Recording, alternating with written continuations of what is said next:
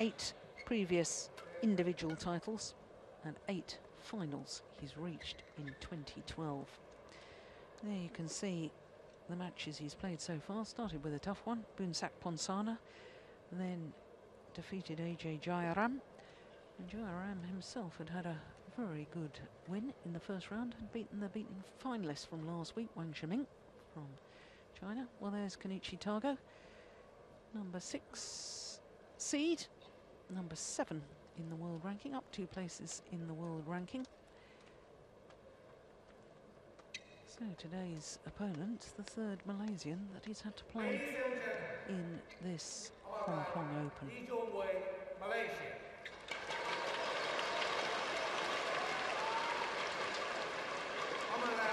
Tago, Kenichi, Japan. Legion way to serve. Level play.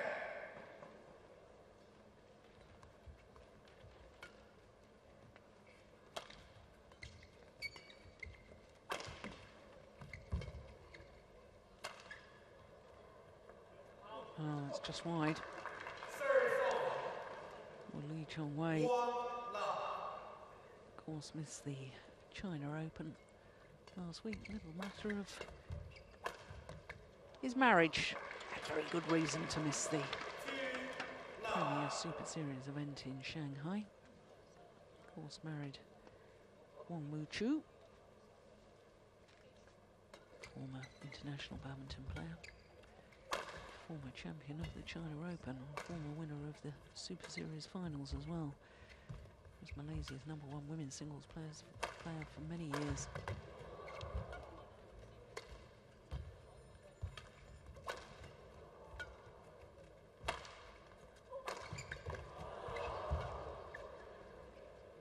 Oh, that's landed well in. A bad misjudgment from Lee Chong-wei.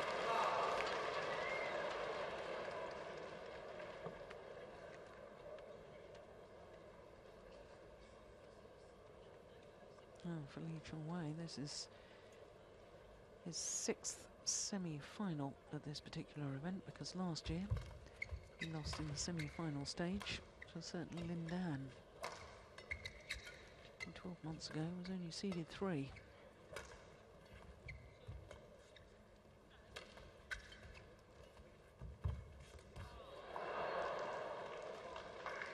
Oh, it's not the start the Malaysian would have wanted. But it's the start this man dreamed of.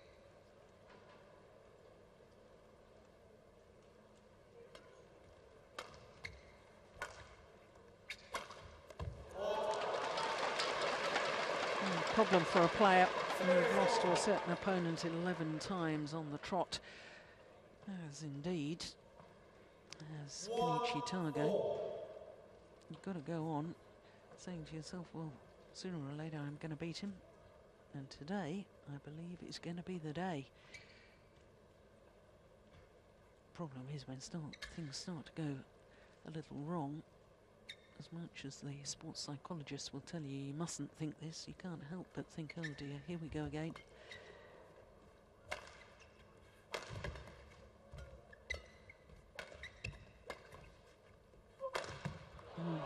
Goodness me, it wasn't even close.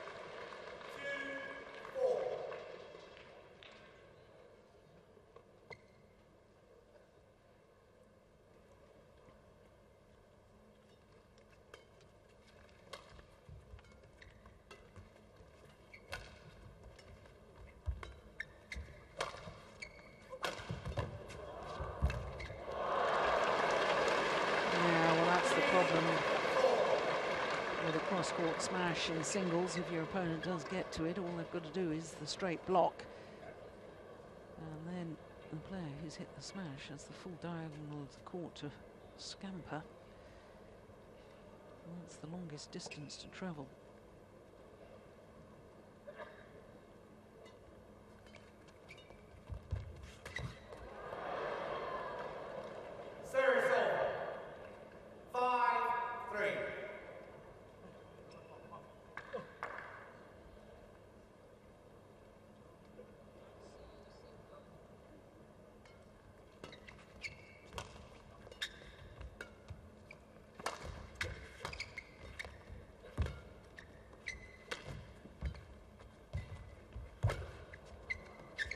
Short.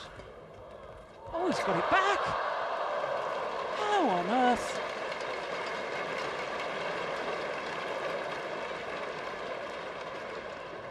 Well,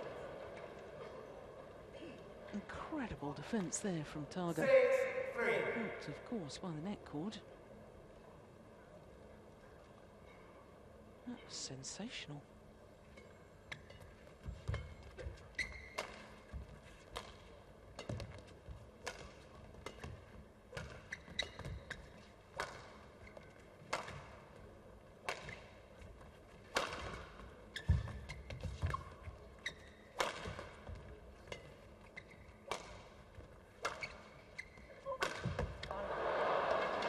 Once again, going for a low head straight smash.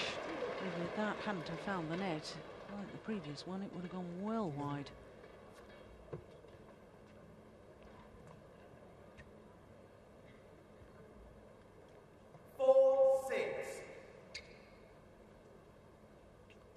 In fact, it was very near to hitting the net by the net post, which was an indication of just how wide of the court it would have gone.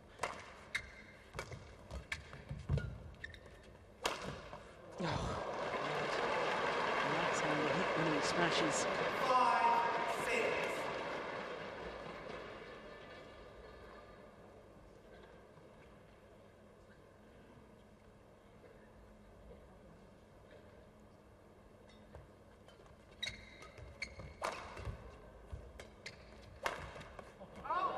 It's wide. Service over. 7-5. Number one on the Super Series list, having only competed in 6 of the previous 11 Super Series events. Kenichi Tago, number 2 on the Super Series list. This is his 11th of the 12 Super Series events. The only one he missed was India.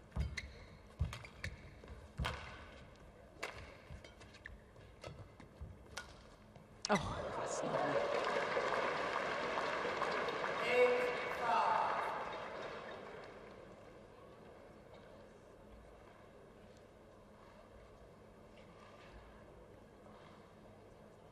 Not often Lee Chong-wei is left stranded.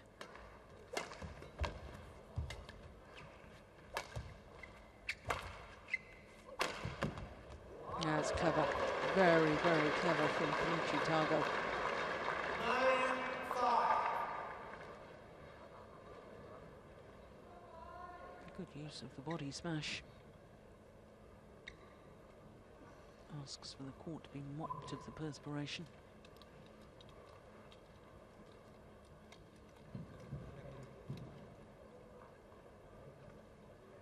Yeah, aim towards that right hip. Perfect placement. 2 Olympic silver medals, 2 medals from World Championships, a silver and a bronze, Lee Chong-wei. 9-5. 44 career titles, 27 of them Super Series. As far as the singles player is concerned, quite clearly, by a long shot, the most successful man in the history of the Super Series. And Dan's only 117.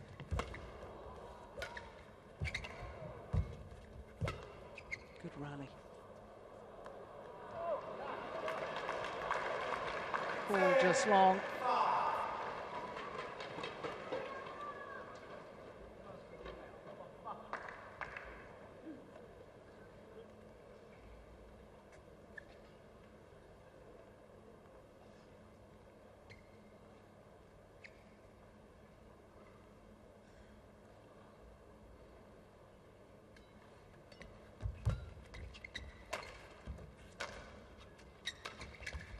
Oh, that's nice.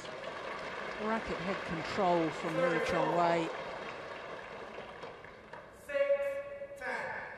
Because he's jumping backwards. And there's a tendency always, when you do that, to drag the shuttle wide of the side of the court. Well, they're perfection from the Malaysian. Yeah, there too. 7-10.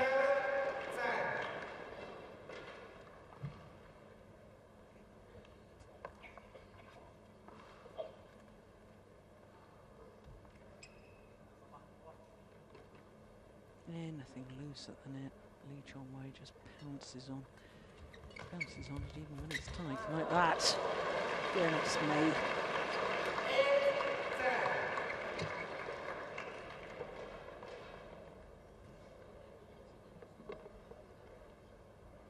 Nothing wrong with Tago's net shot.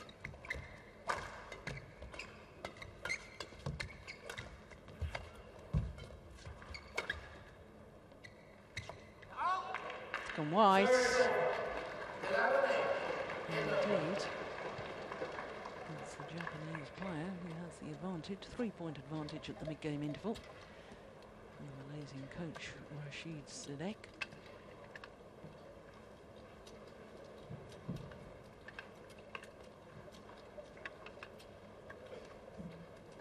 Well, understandable that Lee Chong-wei perhaps not looking as sharp as we normally see him. His wedding took place on the 10th of November. What are we today, the weather? Exactly 2 weeks ago. 20 seconds. 20 seconds. Kenichi Tago's coach, Keita Masuda. Former Japanese singles and indeed doubles player.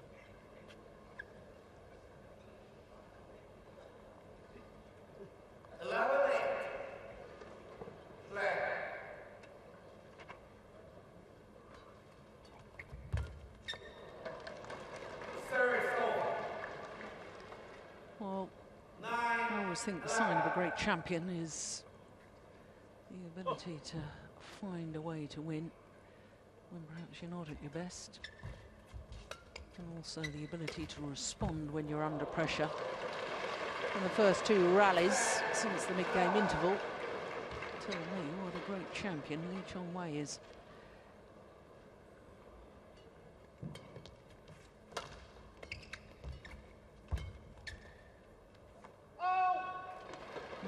All of a sudden, double quick time is back level.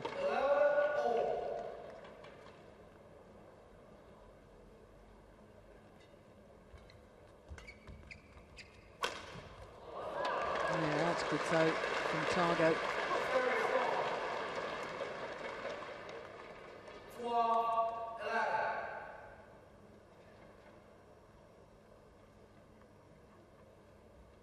Of course, these two played against each other in the All England final 2 years ago. It was a sensation when the young Japanese player reached the final in Birmingham. And it was sort of a springboard to build on in world terms. There's 3 titles though for Tago throughout his career. None of them Super Series, in fact none of them even Grand Prix Gold events, or Grand Prix events, all of them International Challenger events. It's gone wide.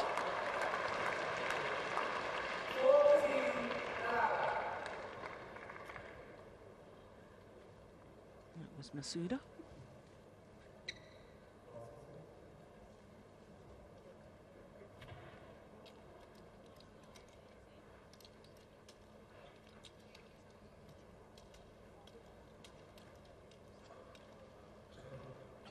Did think after the All England final back in 2010, I thought Kenichi Tago really struggled with the burden of expectation.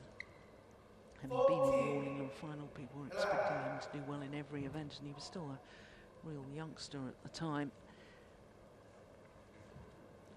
Suffered 1 or 2 early losses in tournaments. In fact, a year ago, here in Hong Kong, he was beaten in the first round.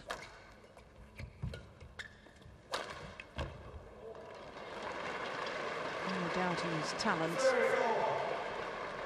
hasn't yet found the consistency. Certainly not of this man, but then who has?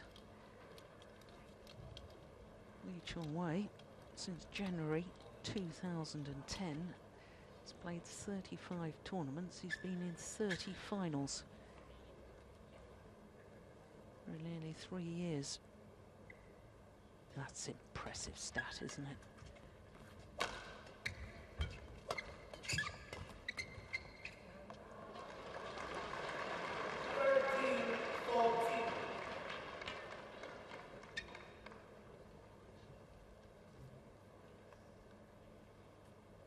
consider how he's struggled with injuries this year as well, Lee Chong-wei. Had to pull out of the All England final partway through against Lindan because of a shoulder injury, and then of course twisted his ankle in the Thomas Cup finals in Wuhan when he was playing against Denmark, Peter Gader. And he played 3 games, 3 points in the first game. Struggled to get back from that ankle injury in time for the Olympics. Put up a brave, brave fight in the final in London. And still, he's got a statistic so far this year, 8 individual tournaments and 8 finals. He's a remarkable man.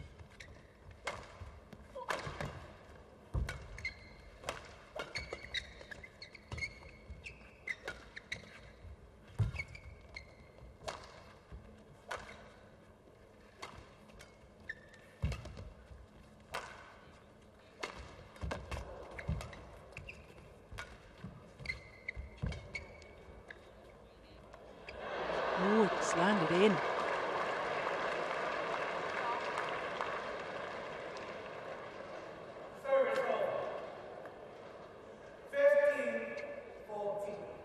Yeah, plumb on the line.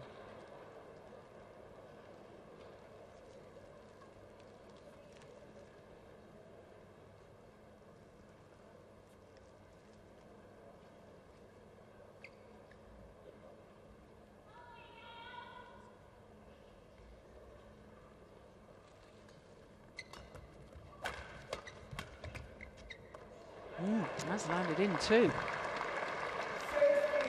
Couple of misjudgments from the Malaysian.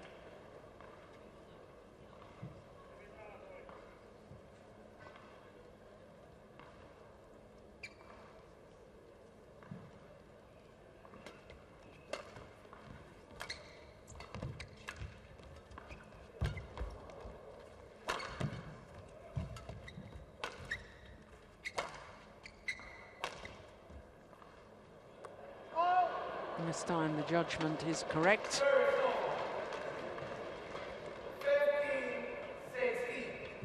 Looked as if he was considering leaving an earlier one as well.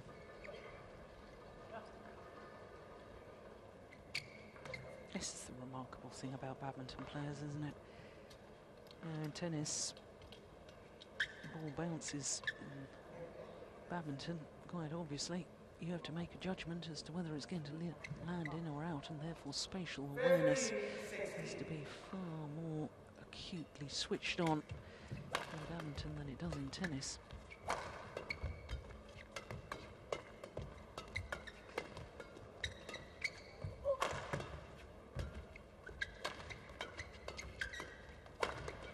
Fast exchanges, yeah.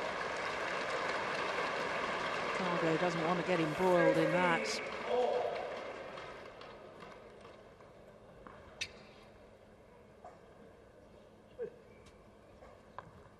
Once again, draws level. And Tago has led throughout the entirety of this opening game so far.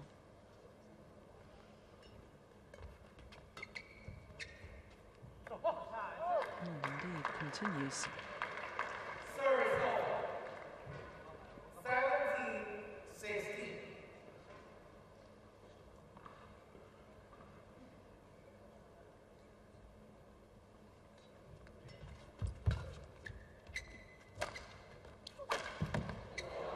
That's a magnificent smash.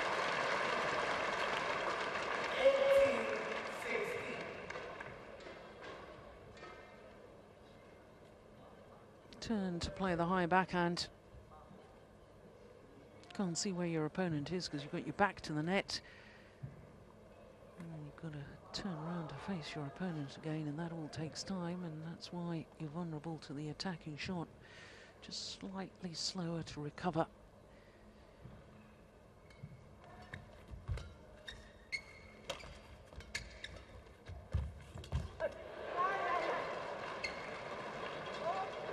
Tago seems to think that Lee Chong-wei hit the net. Certainly I thought the net moved, but the umpire just saying calm down. Well, Was it Lee Chong-wei's racket or was it the shuttle? I can't tell from that angle. Nor that.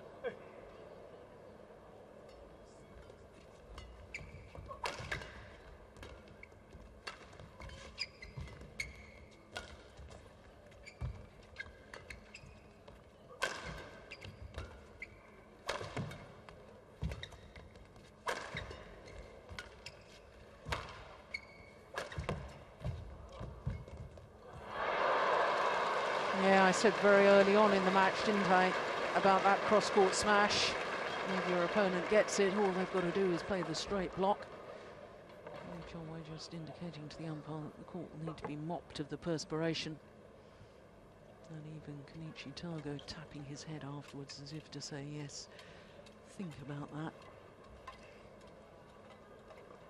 You can only go for the cross-court when you know it's going to put your opponent under real pressure. So once again, it's all level. It's going to come down to nerve and desire.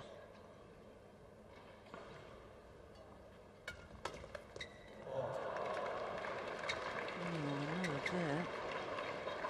Lee Chong-wei at this crucial stage goes into the lead for the first time in this opening game.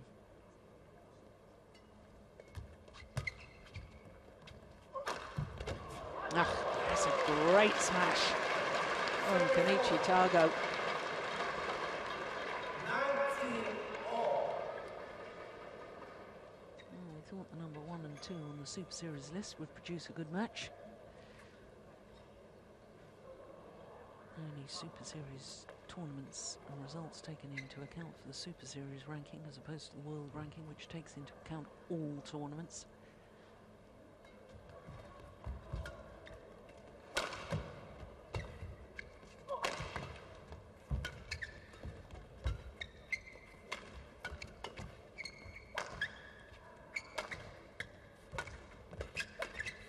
Oh, he snatched at it.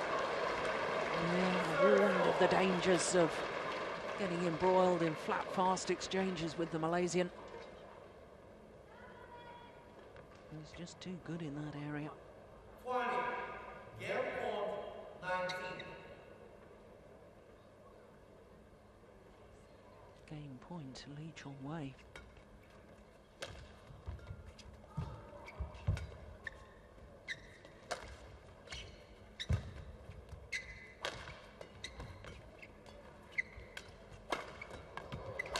Yeah, takes it first time of asking. And the world number 1. As I said earlier on, proving what a great champion he is. Finding a way to win, having been trailing for almost the entirety of that opening game. It was only at 2019 that he went into the lead. And the next point, and there's confirmation, is one game to the good.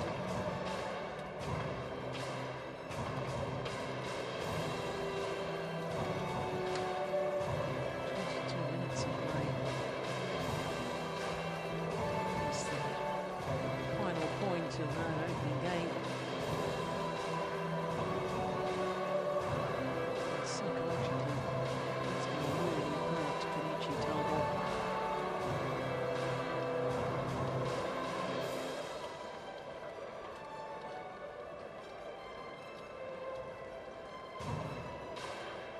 Yeah, there I am, Daddy. I'm up on that big screen.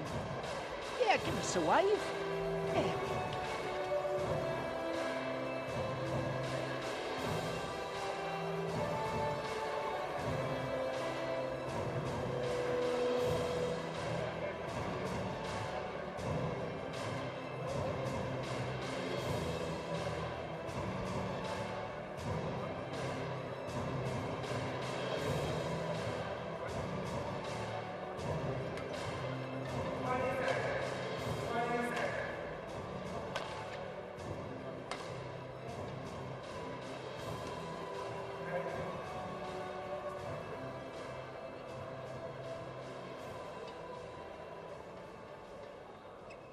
Well, it was an opportunity missed as far as the number 6 seed, Kenichi Tago, was concerned in that opening game. So psychologically, he's got to really keep himself together. Because of course he's lost all previous encounters, all 11 against the Malaysian. And only once in those 11 previous meetings has the match actually gone to 3 games.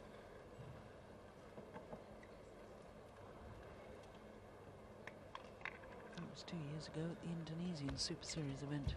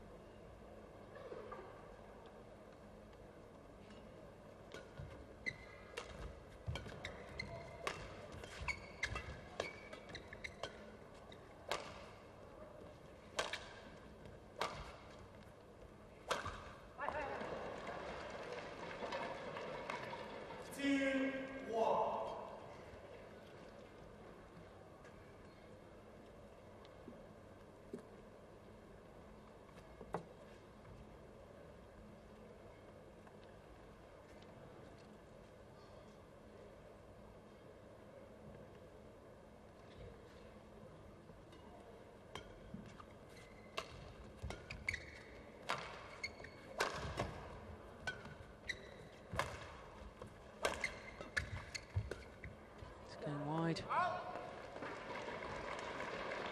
3-1.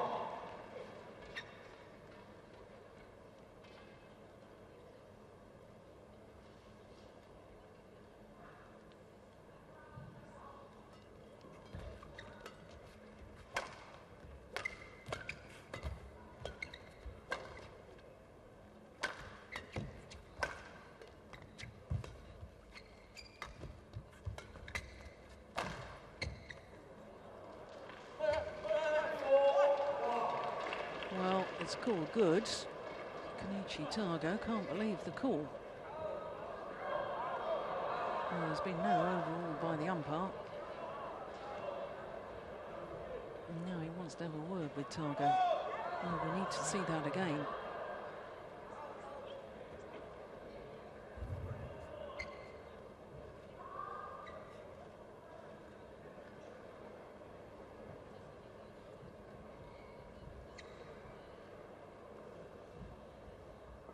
Well, quite right too. Told off by the umpire for questioning the call. No, we can't tell from that.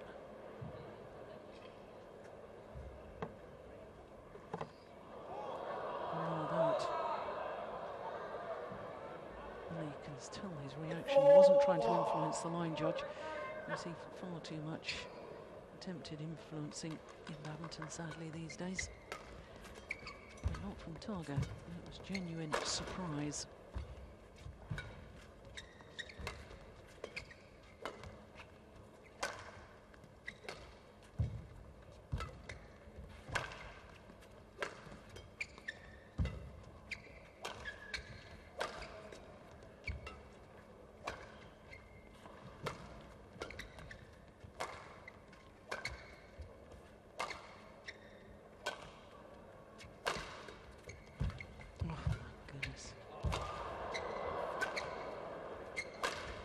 He moves so quickly. Look at that. That one's pushed long. And this is worrying at times the Japanese fans.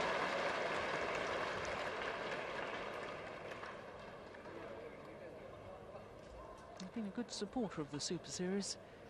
Both these men have over the last 12 months. Number 1 and 2 on the Super Series list.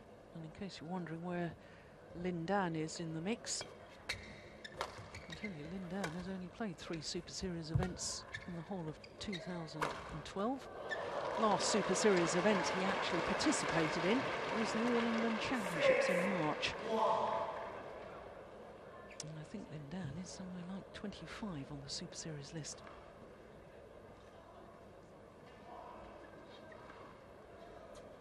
It's these angles. I just, time and time again, that overhead action looks exactly the same. You can't tell which way it's going. Sometimes it's a power play. Sometimes it's cross. Sometimes it's sliced.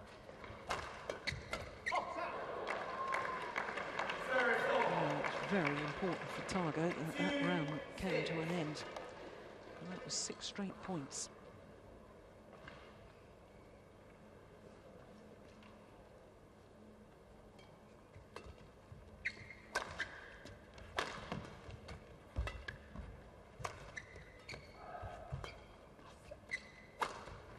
Yeah, there we go again. It's just delightful to watch, isn't it? You know, I've been watching Lee Chong-wei for years, and I can remember when he was just emerging onto the world stage, and I was a little bit critical of him. I felt he was just too reactive as a player. Retrieving shuttles, never really dictating the pace. My goodness, hasn't all of that changed? Very complete player now, willing to dictate the play. Awesome attacking style when he wants to. And the injection of pace that I always thought Lin Dan had and no other player had, and this man has achieved at least as equal. Suddenly, within the rally, it's pace of movement rather than pace of shot I'm talking about. And when you think what a supporter this man is of the Super Series and how often he plays, his consistency is second to none.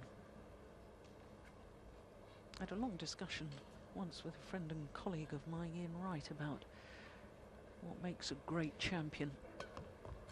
And he was talking about the fact he felt that a gold medal at the Olympics was a requirement for greatness. And I felt that was a little harsh, and I certainly believe that greatness is measured not just in tournament results, but also in the way a player plays the game, the way they conduct themselves both on court and off. And I don't think you can find any greater champion than Lee Chong-wei. That's not to say that Lin Dan, the current World and Olympic champion, is not also a great champion. But this man is certainly in my book.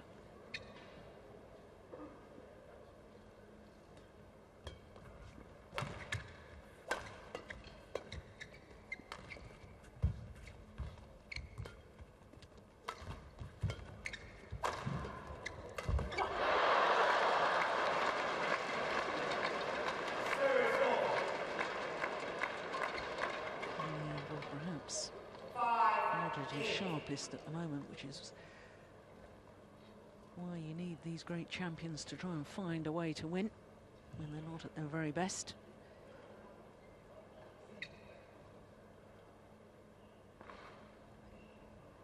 Two days his marriage went on for, 2 days of receptions and dinners.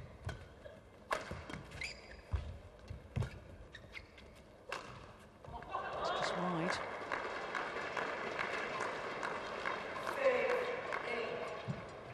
Tago's done well here. I thought at 6-1 down and 7-2, he was in danger of just being blasted off the court in this second game, but he's got right back into it.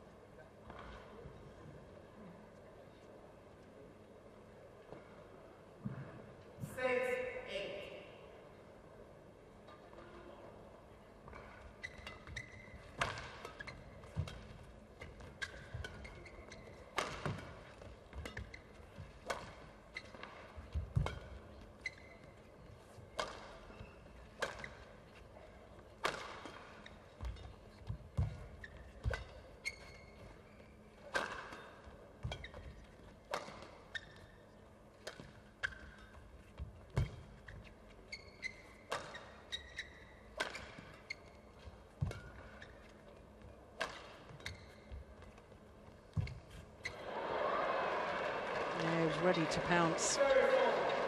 And Tago was aware of it. And the sheer threat of the Malaysian ready to take on the net play forced Tago into error. 9-6. Look, yeah, all body language was a little timid there.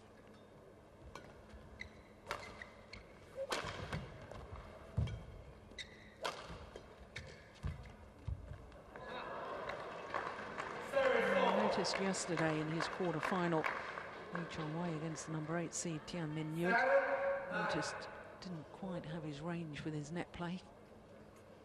Usually one of the best areas of his game.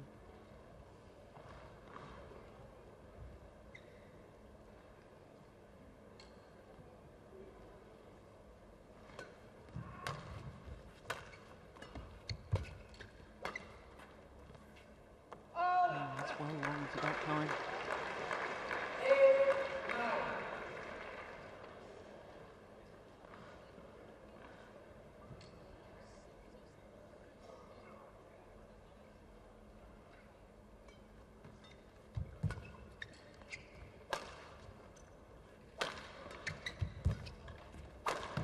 Oh, that's awesome.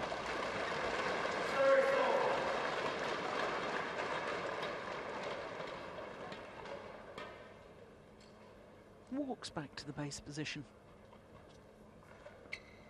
Now, one moment you think he's idling on court. The next moment he's behind the shuttle and thundering down a winning smash. 10-8.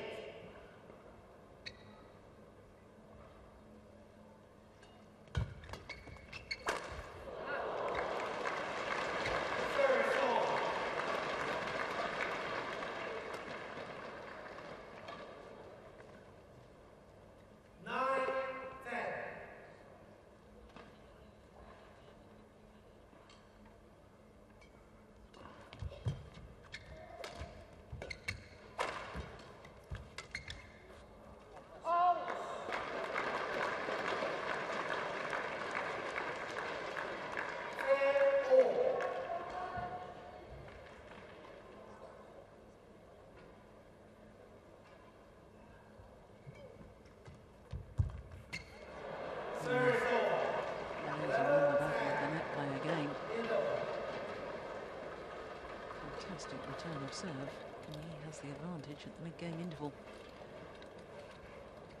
Albeit just one solitary point.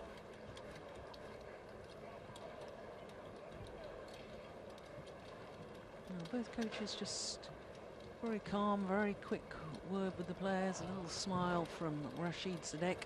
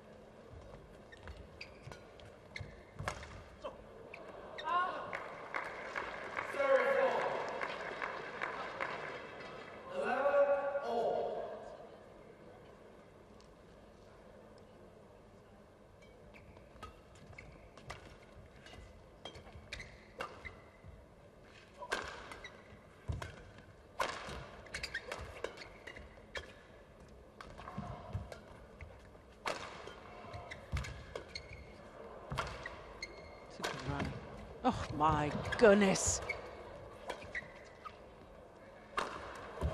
Yeah. The cross-court block from Lee Chong-wei changed the whole momentum of the rally. Even Rashid Sadek very rarely shows any emotion, gives him a little round of applause. This was the one. How on earth did he control that? Magnificent.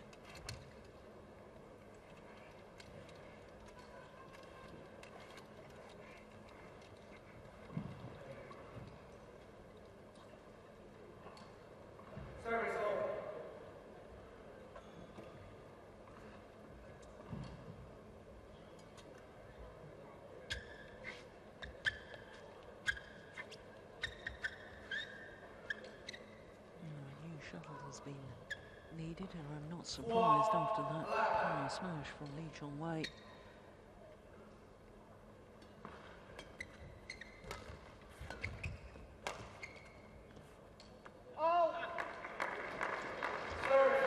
There's a bit of a drift in this Coliseum here in Hong Kong. Being the venue for the Yonex-Sunrise Hong Kong Open this year and last. Used to be played at Queen Elizabeth Stadium in Happy Valley. Oh, that's looks like an anxious shot to me. 13-12.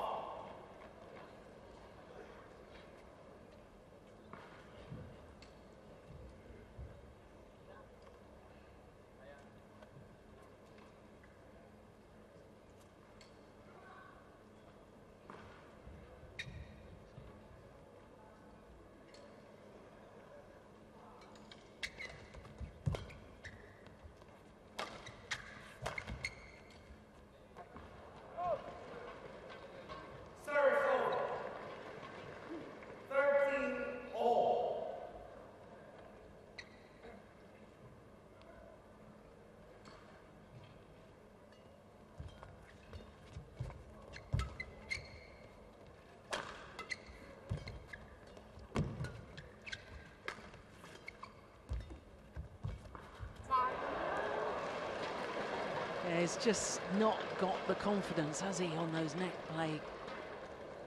He knows the Malaysian is just ready to bounce, but he doesn't want to lift the shuttle either.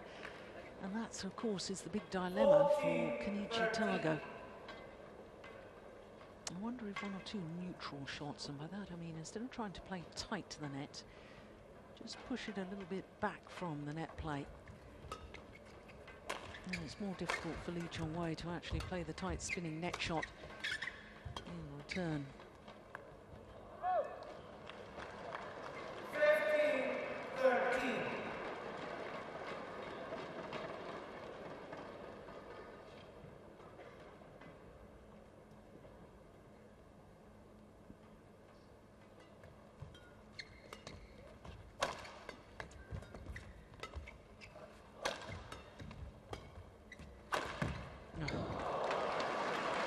Senses danger at 12-13 down. Just ups his intensity. Oh, it's a rare talent. I certainly didn't have that ability.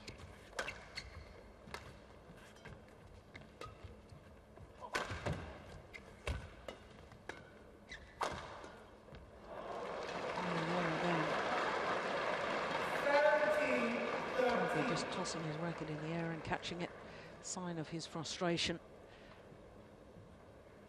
Because that's 5 straight points now for Lee Chong-wei.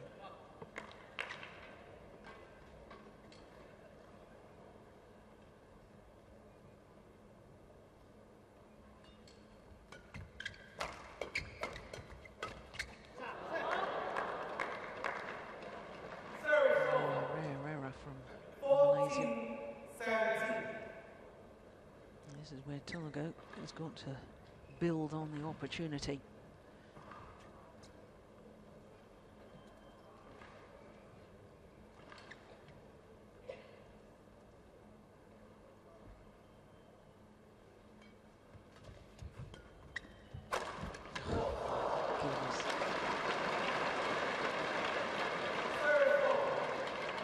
What a smash.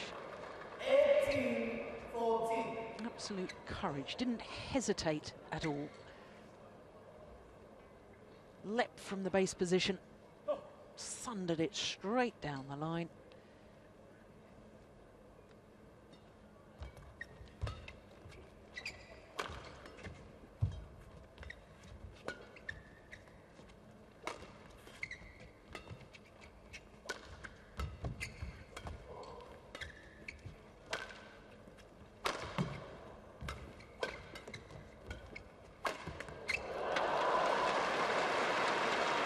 Yeah, a little look at his coach.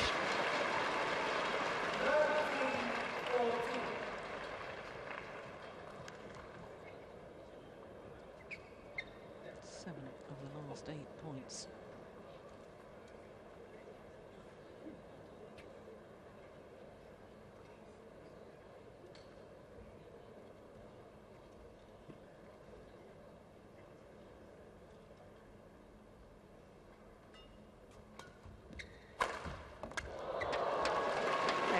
Of the last 9 points and 6 match point opportunities.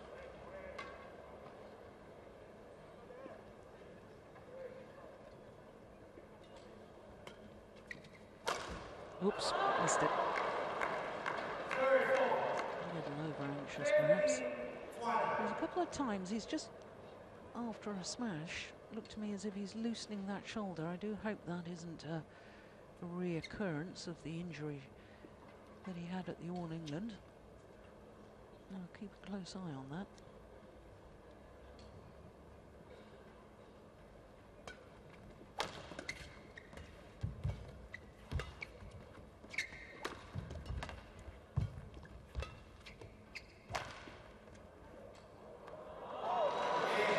Second time of asking, second match point opportunity.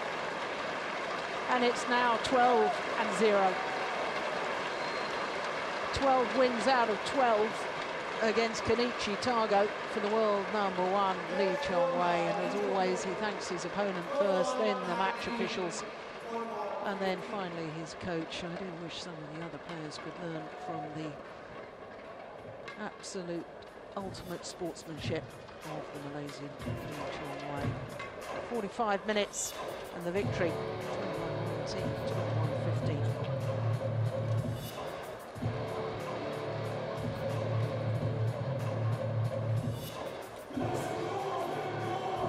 Immediately takes on board some liquid. Job well done. Under pressure. I've seen him play better. But he still comes out the winner. There he is.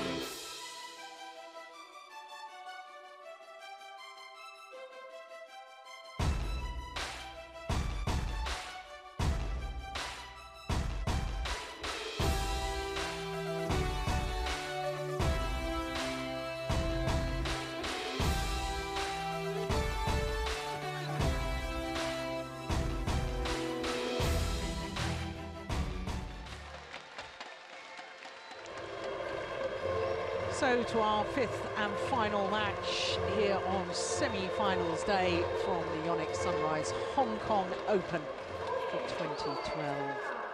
It's mixed doubles, and here the world and Olympic bronze medalists from Denmark, Joachim Fischer Nielsen and Christinna Pedersen.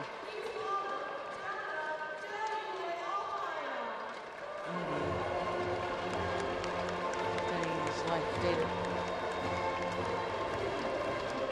Hong Kong Open this year. And their opponents, the reigning world and Olympic gold medalists, and Xiaoli.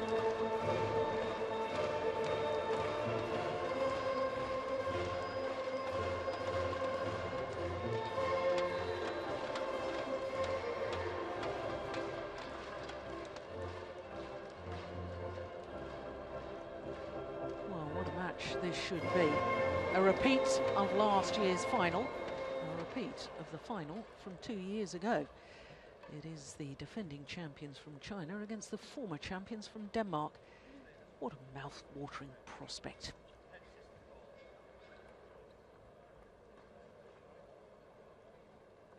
So the umpire for this last semi-final, Paul Buffon from England. Gilles Cabet from France will be the service judge.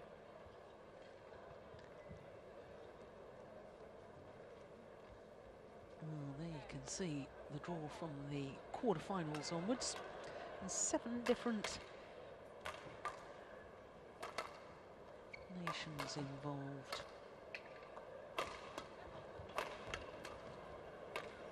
Well, top half of the draw. Number ones, but Olympic silver medalists. Bottom half of the draw, the Olympic gold medalists and the Olympic bronze medalists. Can't get much better than this, can you?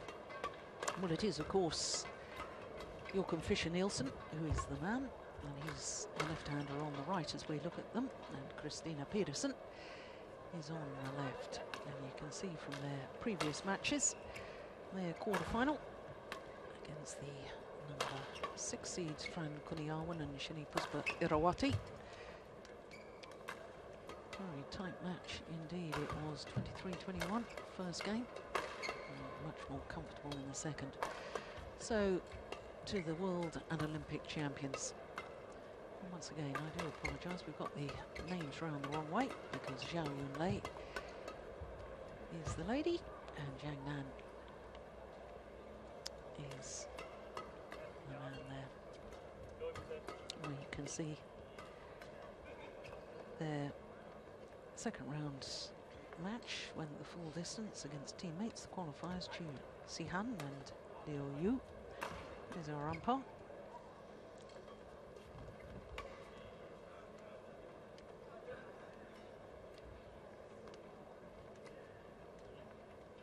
It's a great pity in a way, isn't it, then?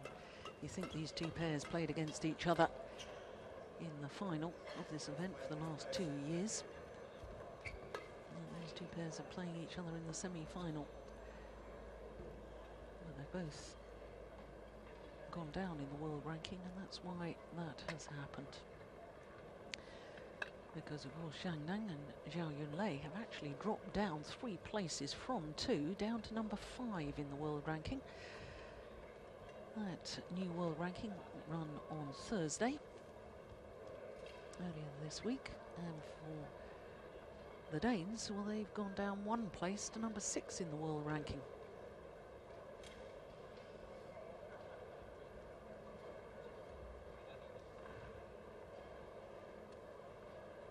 Now, Xiao Yunlei, the first badminton player in the history of the Olympic Games to win 2 gold medals at the same Olympics.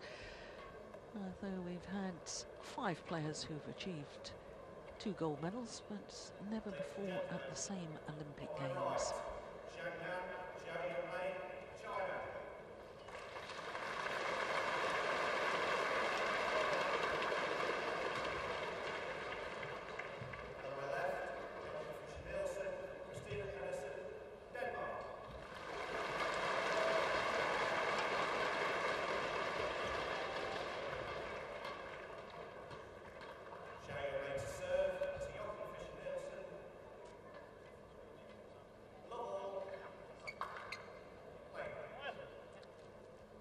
So the defending champions, Zhang Nan and Xiao Yunlei.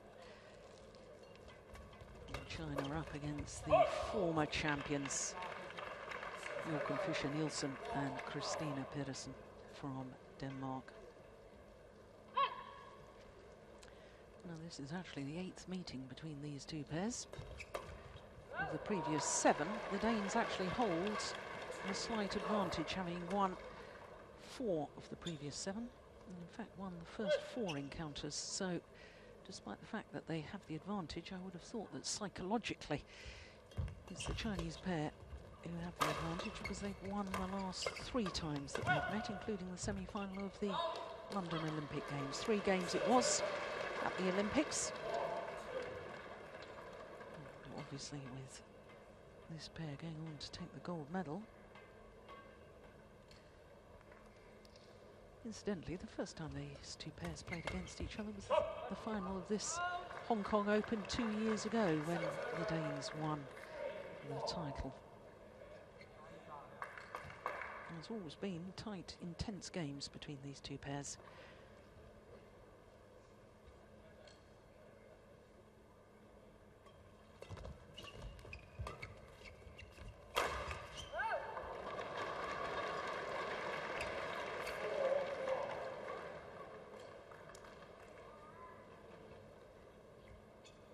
If you were with us yesterday, watched these Danes, and I was talking about this man celebrating his birthday yesterday. 34 years young, I'm going to say, because he plays as a youngster. All out aggression, real intensity, gives 100%. I do like watching Joachim Fischer Nielsen. I don't mean this unkindly, but perhaps not the most naturally gifted of badminton players, but my goodness, he does give 100%, and I do like to see that in any sports person. Oh, that's lovely.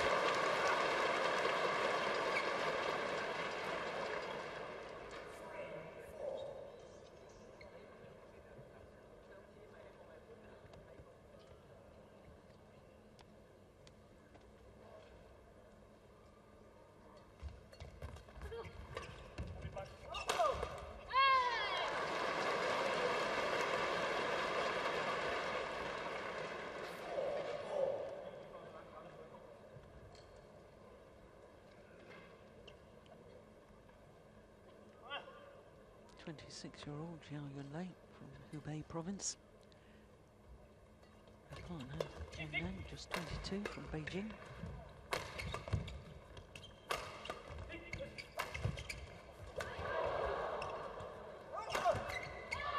Yeah, good smash from Changnan.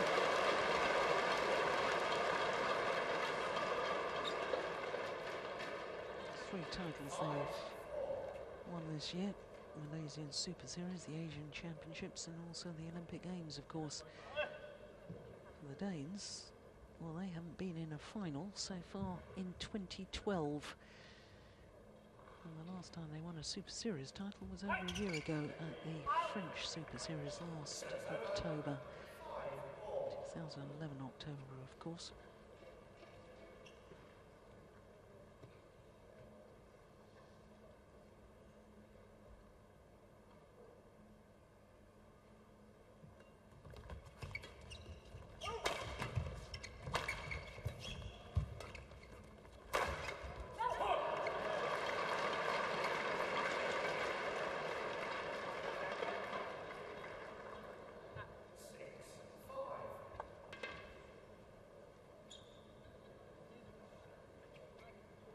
Big surprise for Christinna Pedersen in the women's doubles. Of course, she and Camilla Horuta-Yul were the number 3 seeds here in Hong Kong, and they lost to the Malaysian pair of Go and Lim in the very first round.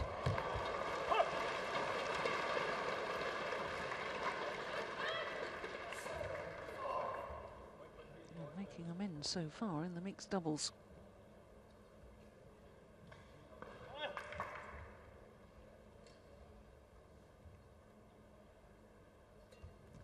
Serve.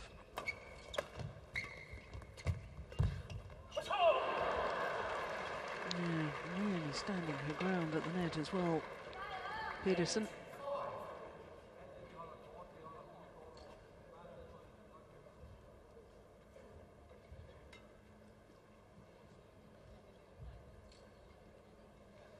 It really is a battle today, I think, between the two women, who controls the front of the court,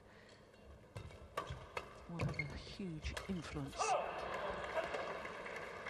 on who wins this semi-final. Serve, return and control of the net, front court area and mixed doubles, absolutely crucial.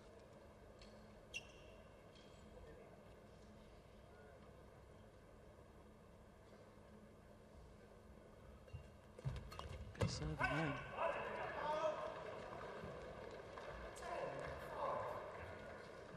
6 straight points. 4-5 down. Now 10-5 up.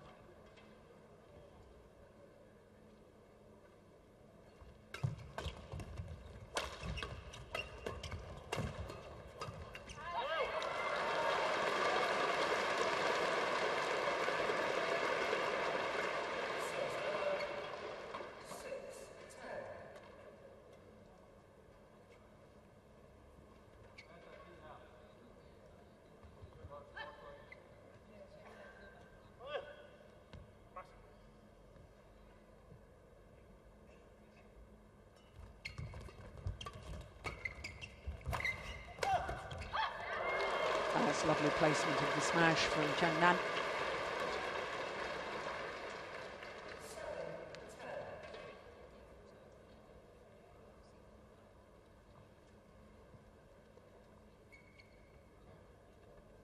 Pedersen guilty of being committed to that backhand defence. Well, man on the right there, that's one of the 5 men, or 5 players, I should say. He's won 2 Olympic gold medals prior to this year's Olympics. And that's a 4-point advantage for the Danes at the mid-game interval. And just in case any of you are racking your brains to think of who all have won 2 Olympic gold medals, Zhang Ning, of course, in the women's singles in Athens in 2004 and again in Beijing, Ge Fei and Gu Jun in the women's doubles, both in Atlanta and Sydney, and then Zhang Jun and Kowloon in the mixed doubles in Sydney and Athens. 20 seconds. 20 seconds.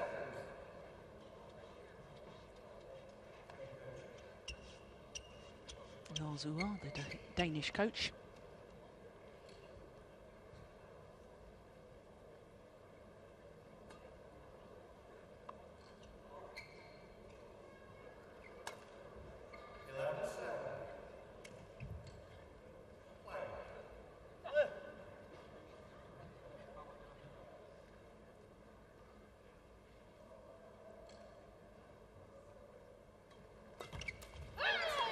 That's a very, very good return of serve.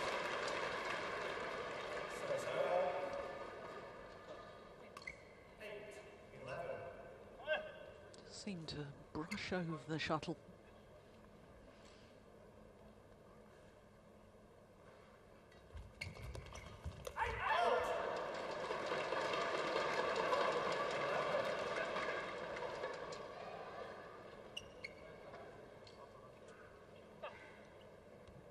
To make it through to her 5th final here at the Hong Kong Open, Xiaoli. Not only those 2 mixed doubles finals I've already talked about, but also twice a beaten finalist in the women's doubles.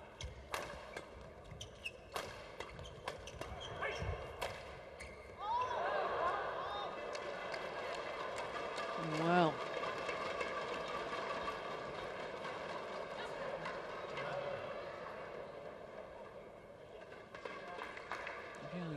Very quick to spread her arms, oof, and indicate to the line judge and everybody else that she thought it was out. I was talking about this earlier in the men's singles, how sadly it's become a feature of badminton where players are trying to influence line judges by hand signals or by vocal calls.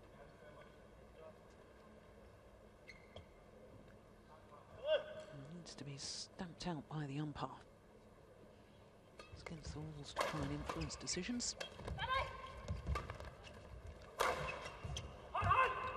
Oof, she took it. My goodness me.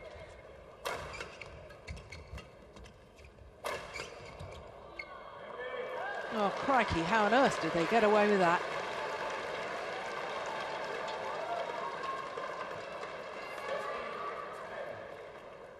Christinna Pedersen was going to leave the shuttle. It's gone way past her. Suddenly decides to play it. That was extraordinary.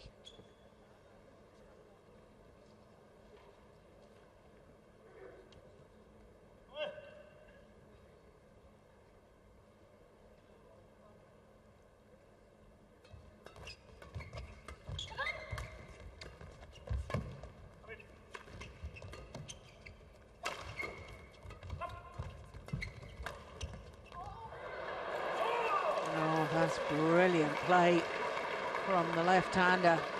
Goodness me. Had to move his whole body out of the way to be able to play that defensive drive. Thought initially he got himself in a tangle. Oh my goodness, he did well. Once again, they've opened up a 4-point cushion. They had a 4-point advantage at the mid-game interval.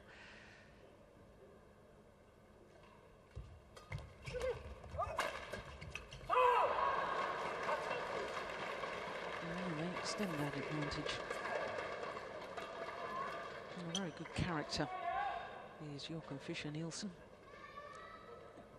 Good person to have on your team. Bit of a joker. Always very positive as well. Keeps spirits high.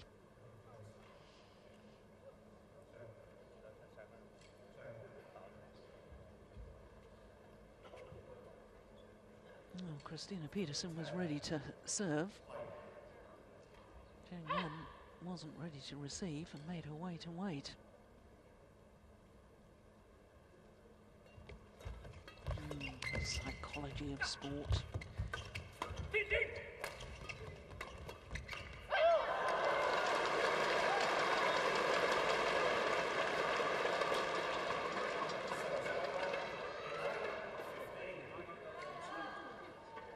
Having a long discussion last week during the China Open with my colleague Jim Laugerson about the defining line, and the line is in fact not really a line, it's very blurred between legitimate psychological advantage and gamesmanship.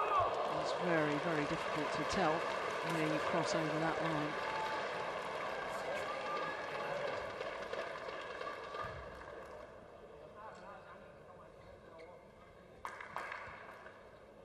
Amazing backhand.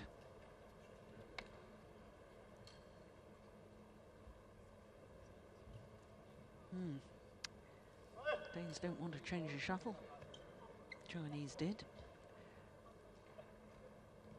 More psychological games.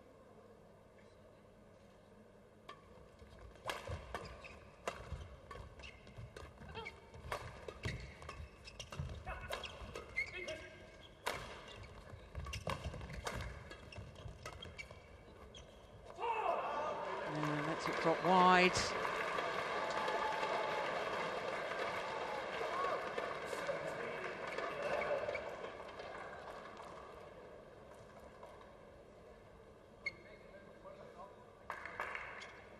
There's lots of discussions going on between the two Chinese coaches.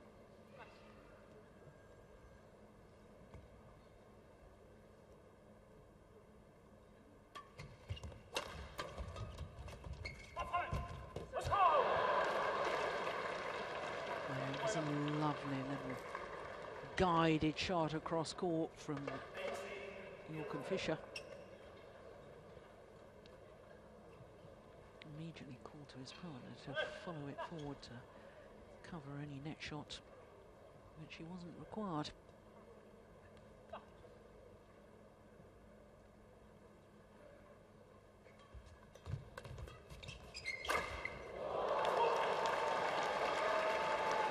Some impressive play so far in this opening game by the Danes. They're just 2 points away from taking game number 1.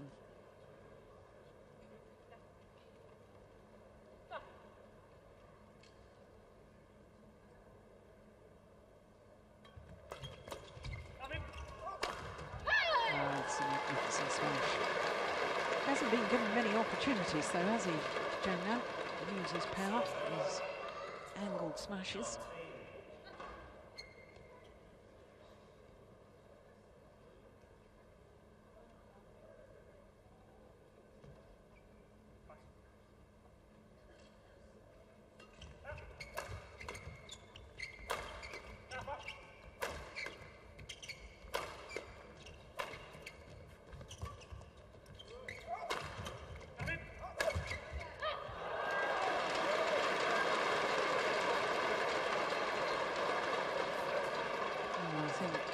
Fischer has got to be very, very careful about lifting cross-court, inviting the straight smash from Zhang Nan onto his partner.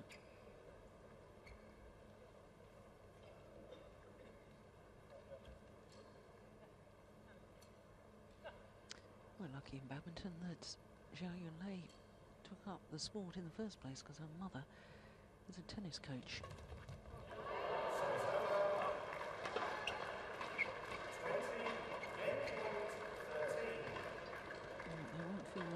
With that return of serve. The Danes apologising for their good fortune, but now 7 game point opportunities.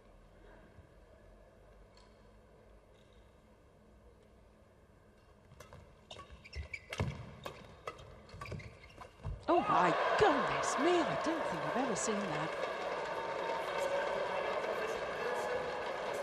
He must have taken his eye off the shuttle. The Olympic champion, Zhang Nan, completely fresh airing the shot, completely missing it. And therefore the opening game for the number 4 seeds from Denmark, 21-13.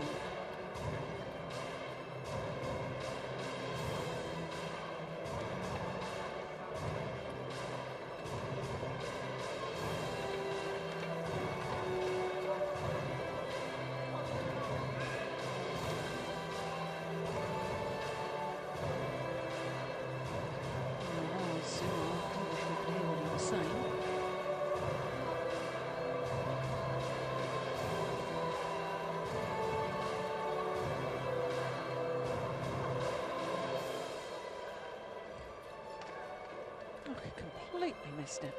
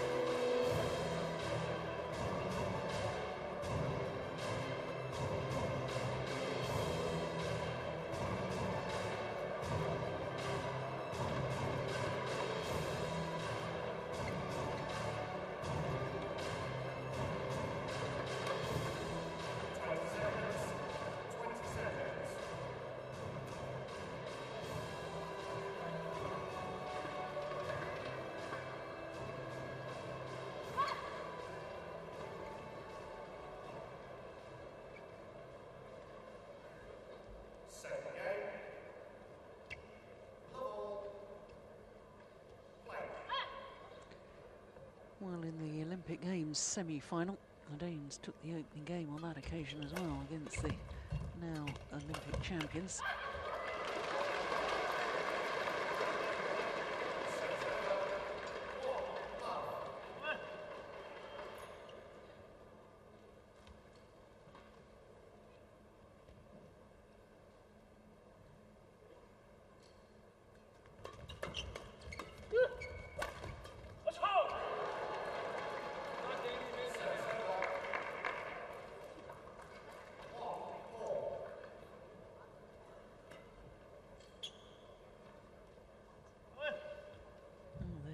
Chinese combination actually withdrew from the Super Series event last week in China. They were the number 2 seeds there as well. They pulled out before their first match. Never did really find out what the problem was, but thankfully they both seem perfectly all right this week.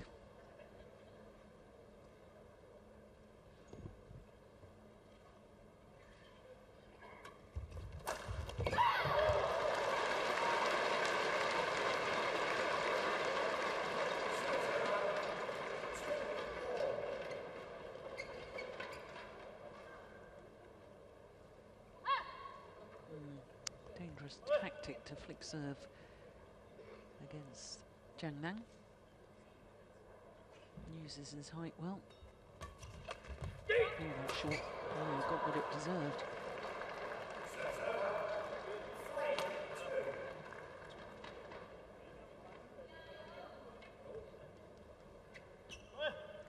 Six-year-old Pedersen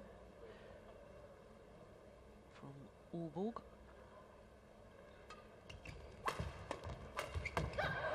I'm glad to see her back to full fitness too, because similar to the Olympic Games, she had an operation on her stomach.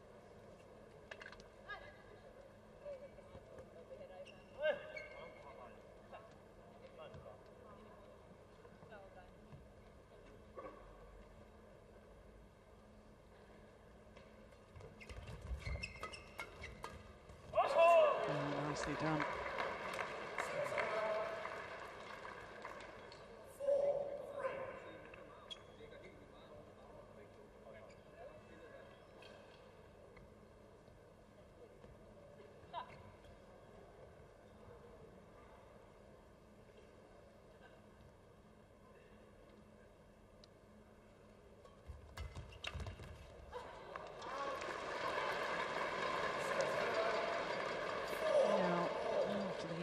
Right at the end of that opening game, just momentarily gone a little flat.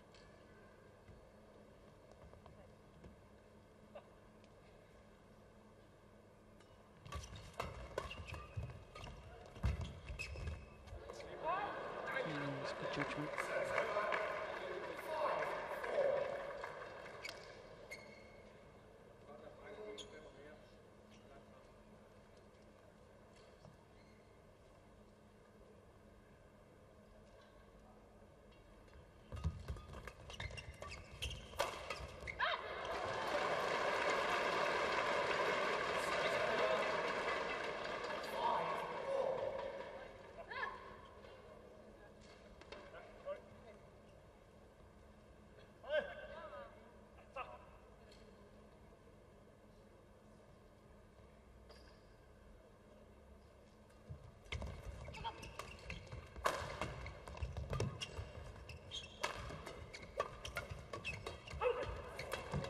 Brilliant.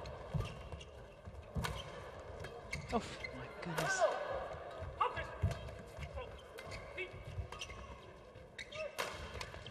Oh, sensational defence.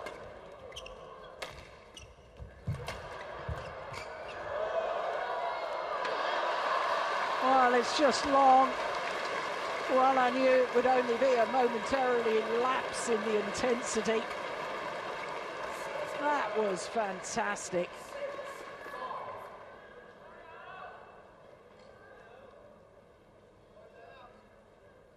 Oh, both pairs had their opportunities earlier on in that rally.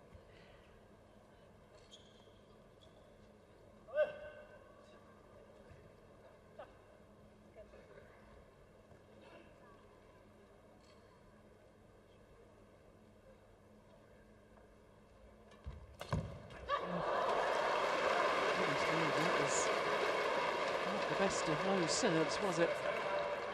Just trying to change the angle and serve out wide, but dreadfully loose. Really got what it deserved.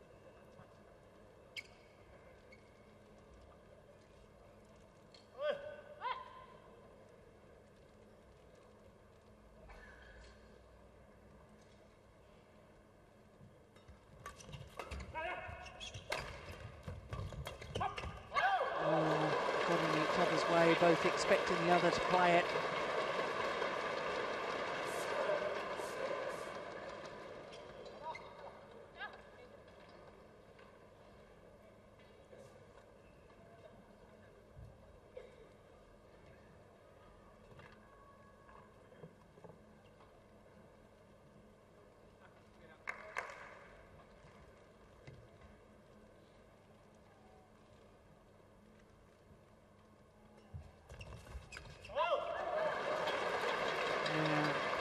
Play from Xiaoli.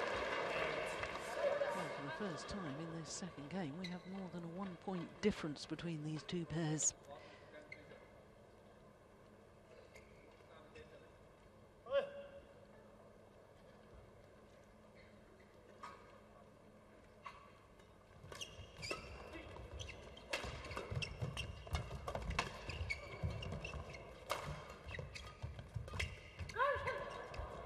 Oh, clever. Very clever thinking from Joachim Fischer, Nielsen.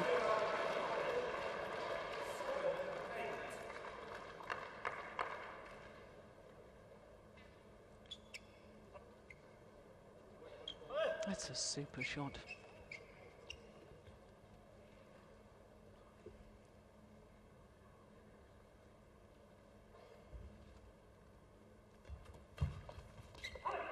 Pushed it wide.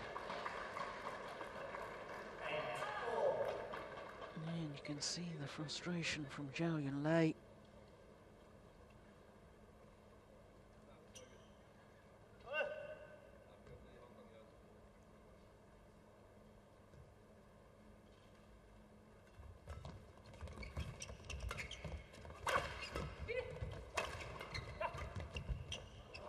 Just wide. Yeah, it was a good call by the line judge.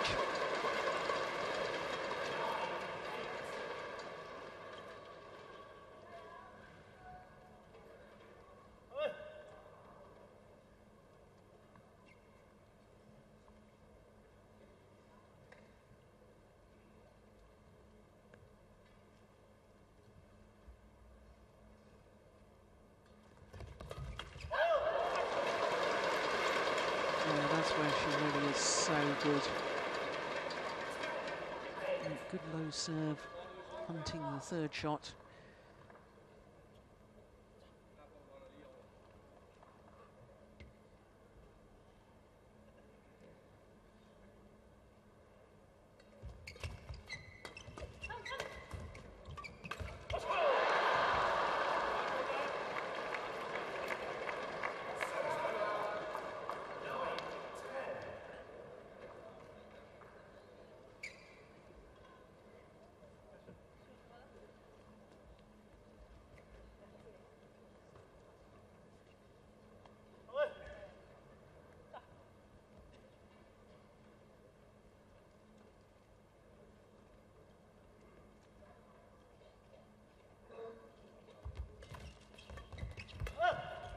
Oh yes, once again just brushing over the shuttle, creating deception in which direction it was going. And the Olympic champions and defending champions here in Hong Kong with a 2-point advantage at the mid-game interval. Yes, super, isn't it? Plunging forward.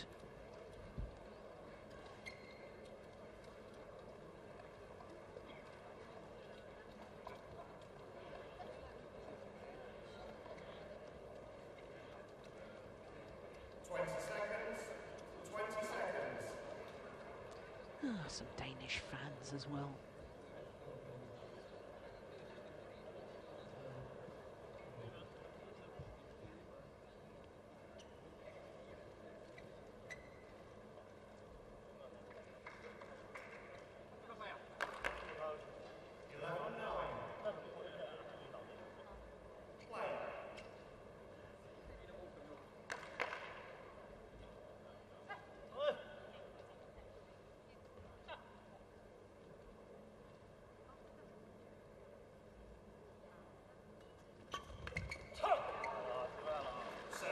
I think there was slight hesitation as to whether he should try and play it or not. I think he tried to take his racket out of the way, but just didn't do so in time.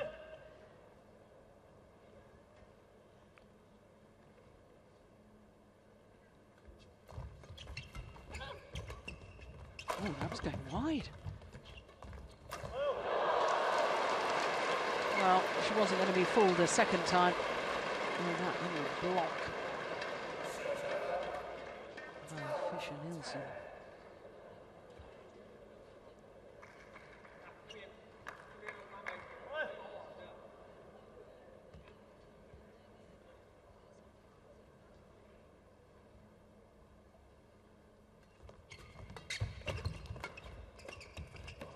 Oh, well, she wasn't expecting it from the backhand side. Not deep. That's a remarkable shot from Joachim Fischer. First of all, the drive, and then creates an angle out of nothing. Magnificent.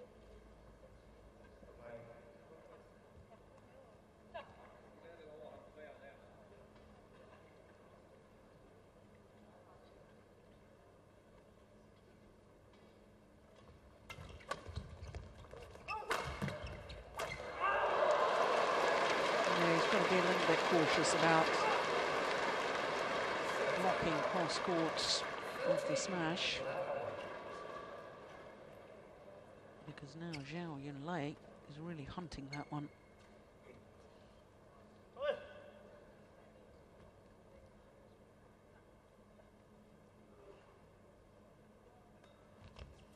Oh, an error on the low serve.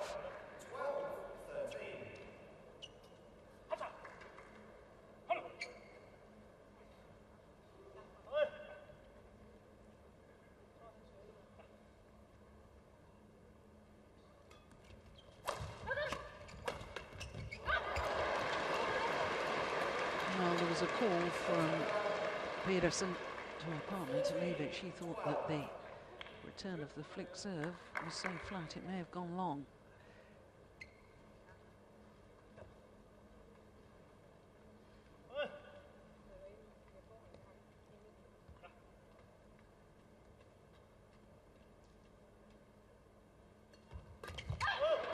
That's a good serve.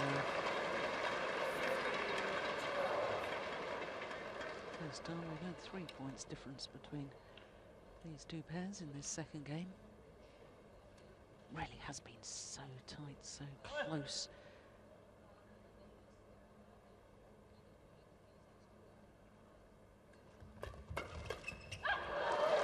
Yeah, just sense that the Olympic champions just beginning to get into their rhythm a little bit more, just imposing themselves. The Danes, in contrast, taking a little bit of a backward step. Both retreating. Both lost their confidence now. And a 5-point advantage. 17-12. The lead for the defending champions.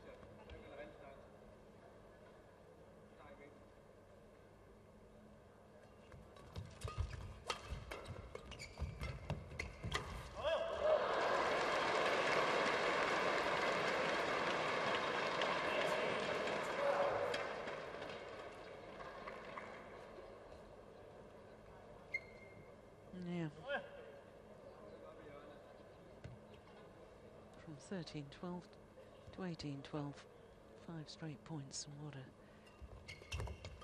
difference that's made.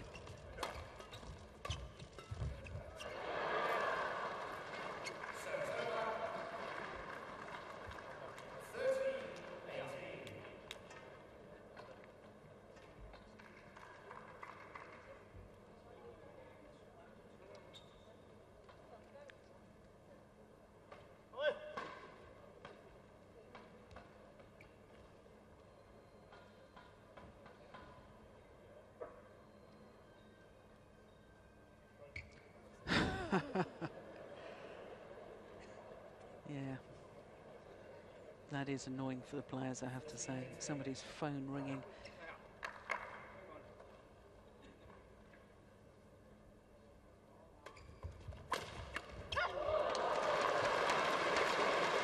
Yeah, just interrupted the concentration.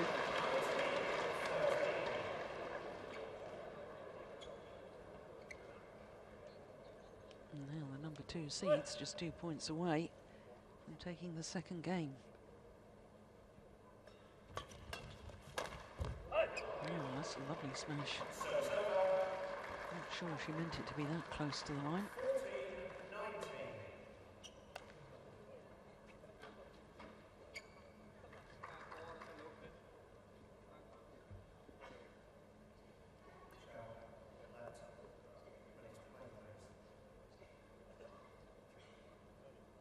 Umpire Paul Buffum from England telling Yonex she's got to get ready to play a little earlier, a little quicker.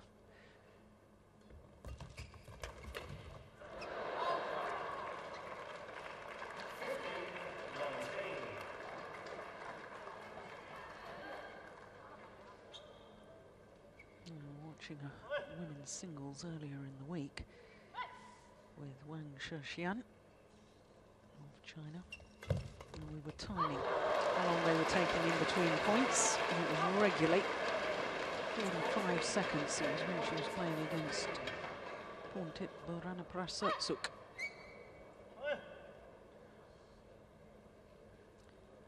5 game point opportunities here to level this semi-final at 1 game apiece.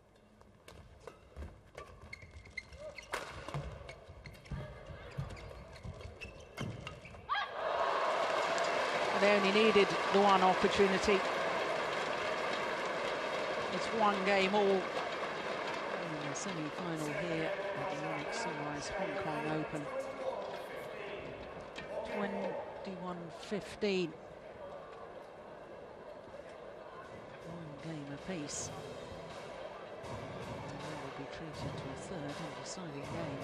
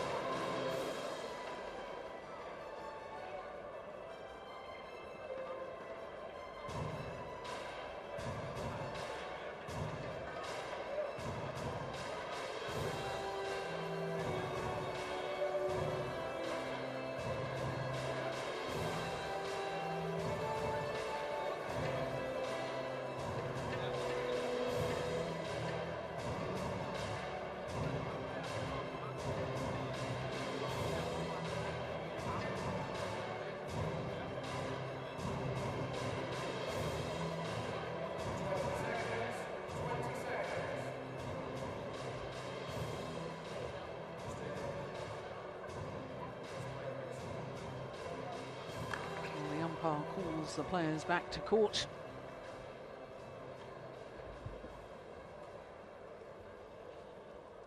The number 2 and the number 4 seeds in a repeat of the final of this event from both last year and 2010.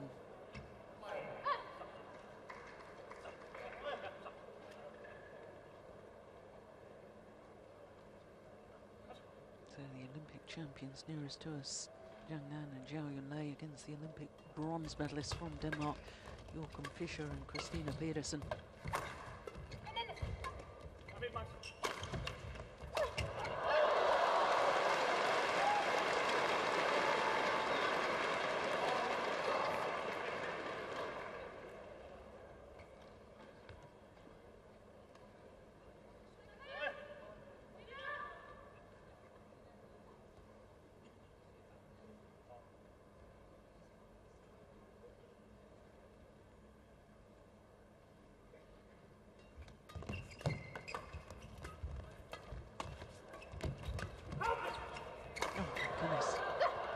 Oh, it's gone a little wide, but Christinna Pedersen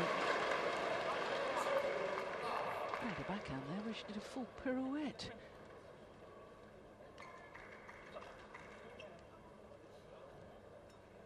Here it comes here. Look at that.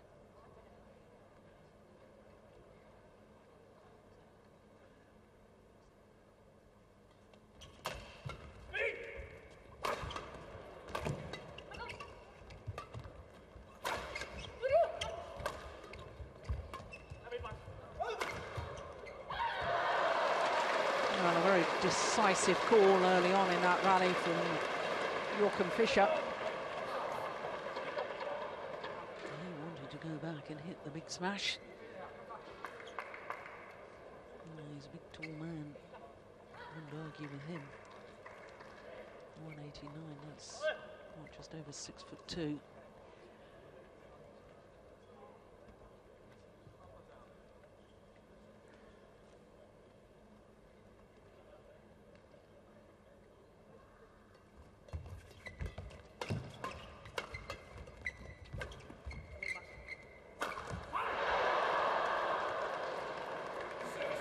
gasp from the crowd here at the Coliseum in Hong Kong.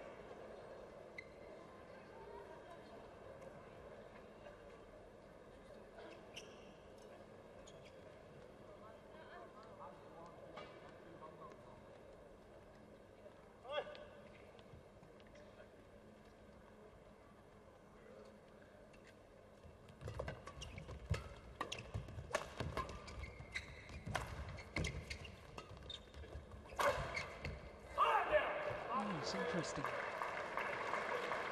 Smashing on Zhang Nan more than on Zhao Yunlei. You would have thought the obvious smash there was straight onto the lady. And no, went cross court and got the advantage.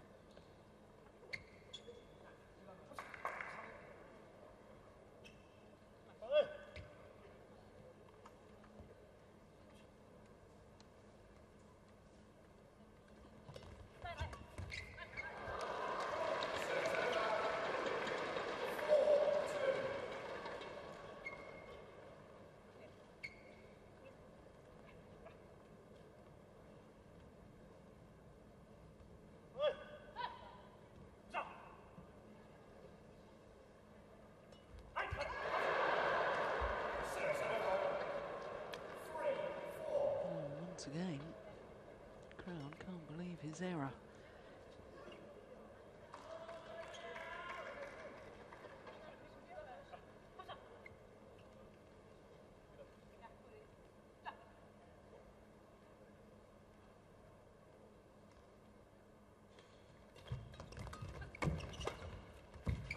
Oh, that's lovely.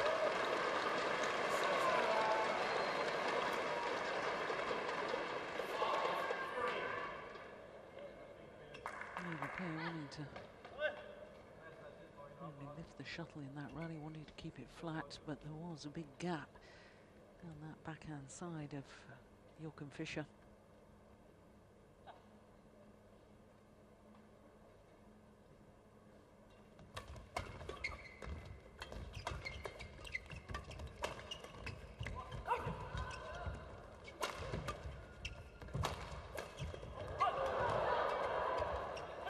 Good judgment, what a rally, and a big smile from Fischer Nielsen.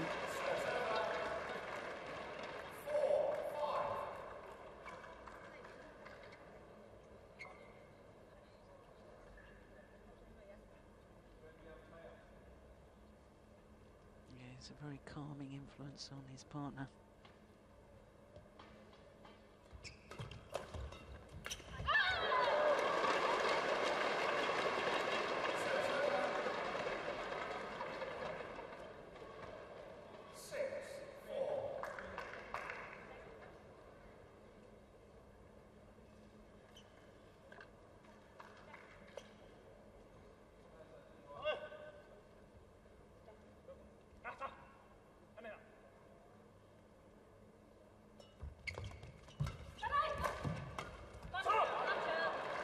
Backhand smash.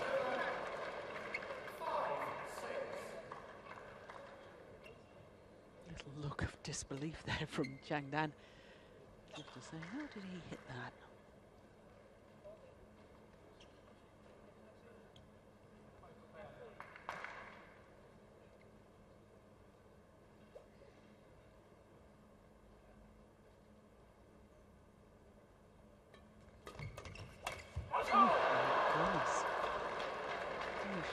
Many of those, I can assure you.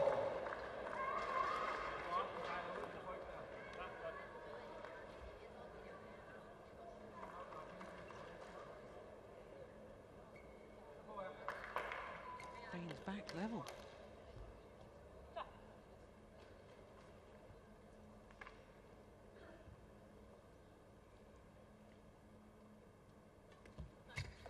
Oh, serve was wide of the centre line.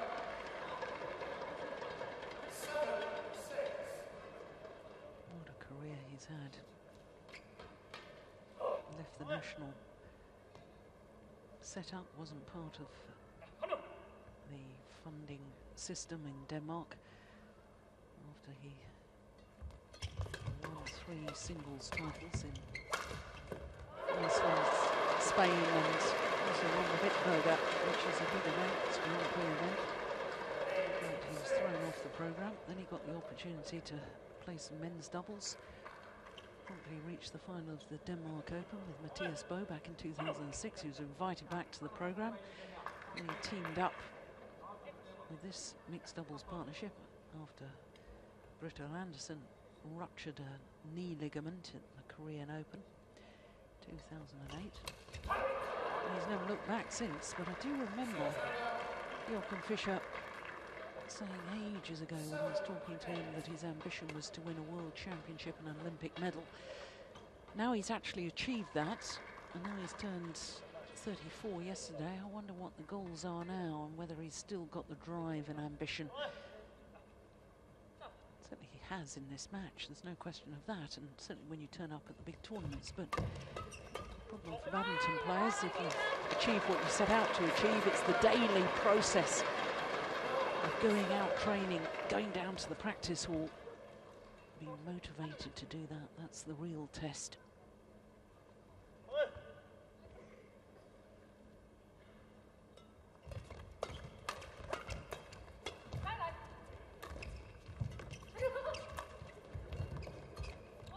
Oh, it's just wide.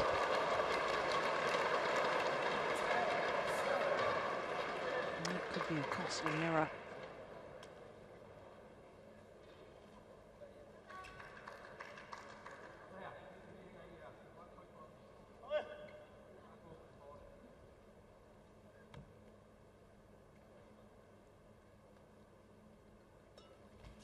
Oh, what a good serve. And the Olympic champions have a 4-point advantage as they change ends in this deciding game. And the Danes with a mountain to climb now. That's bounced off the top of the tape, got deflected.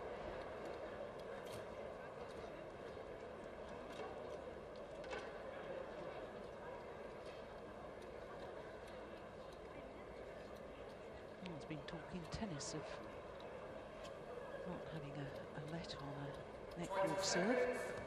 20 seconds. Need to follow the lead of badminton.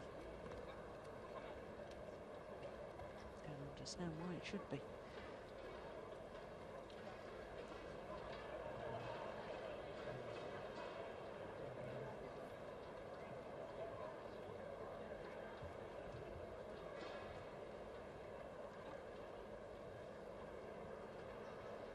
See the strapping on the left knee of Zhang Yan.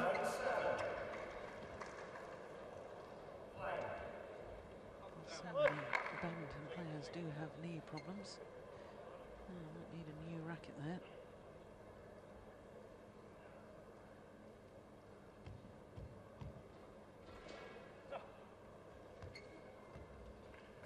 Just wants to test the new racket. Very much courtesy amongst the players. It's a very nice side of badminton. Oh,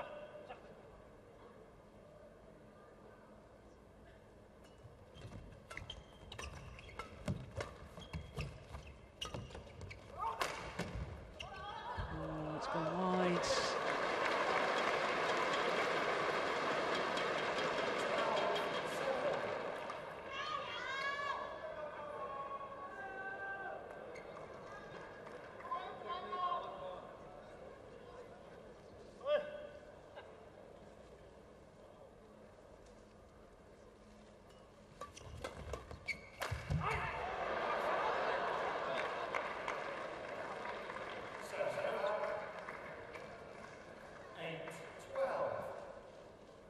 I just sense that the Danes really do have to have a little run of points here if they want to win this semi-final, which there's no doubting they do. Oh, he's lost confidence on that low serve, isn't he? Desperately loose once again. No, it just pops up over the net.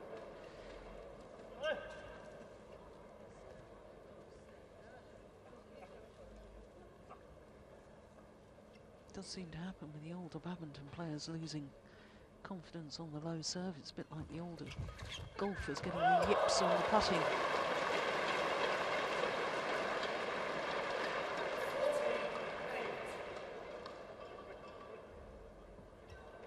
Perfection.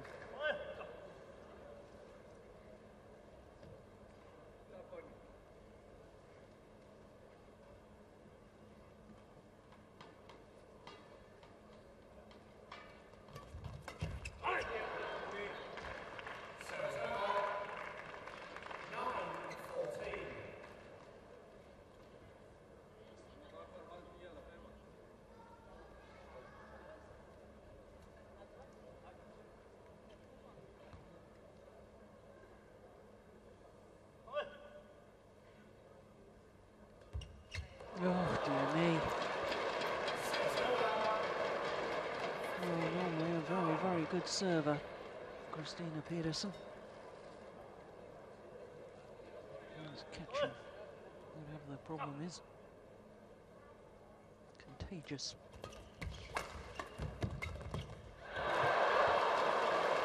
Now, everything going in favour of the Chinese pair. Last two actual rallies we've had.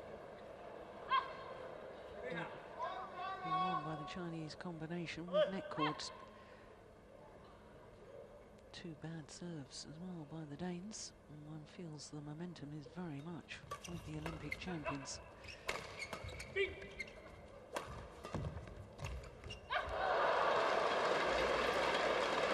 World and Olympic champions, I should add. The defending champions here. Yeah, oh, there you go. Yeah, time for a little joke with the coaches. They're looking awfully anxious in the opening game. Now looking very, very relaxed.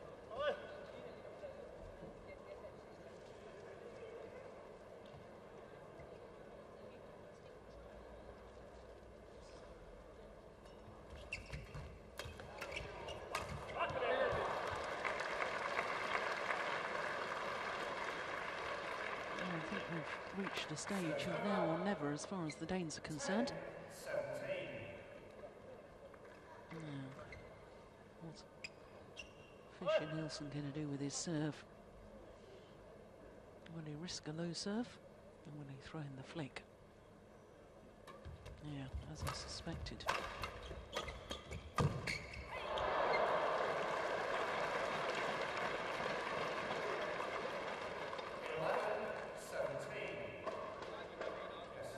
The real test. Serving to Juliane. Oh, well. What's that? A little domestic going on there?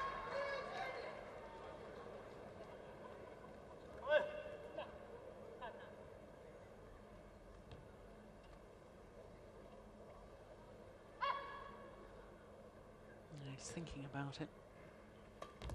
Yeah, throws in the flick again. Yeah, but gains advantage.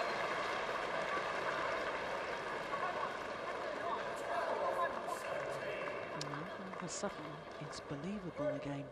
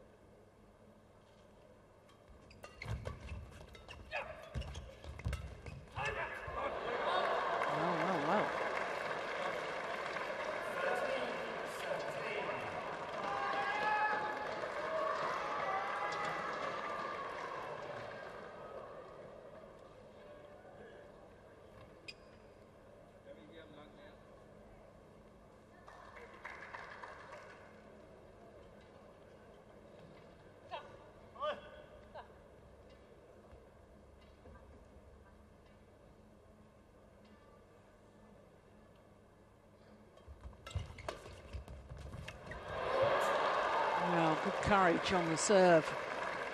He's obviously been struggling. And that was good from Joachim Fischer. And the 8-point deficit just a moment ago is now down to just 3 points.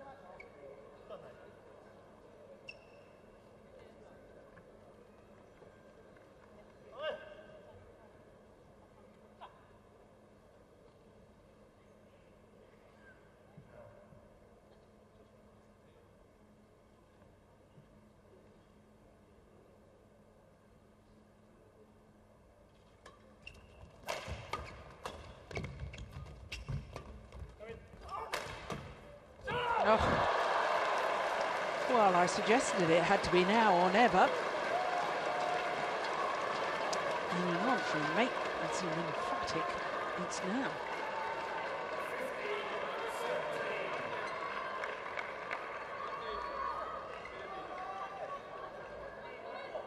Just 2 points the deficit. Another word with his partner.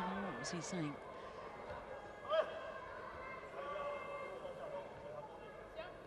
Something about where he was going to serve to, what he wants her to cover.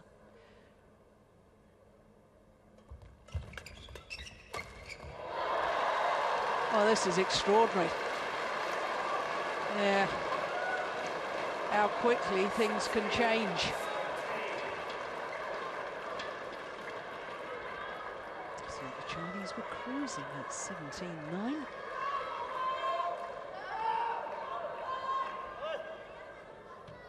Straight points. And there's just 1 point in it.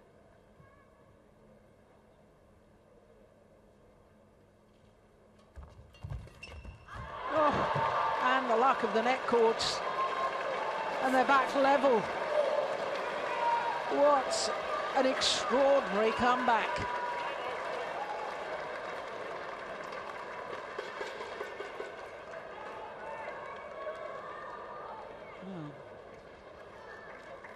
Watching that replay, I can tell you that there was a little bit of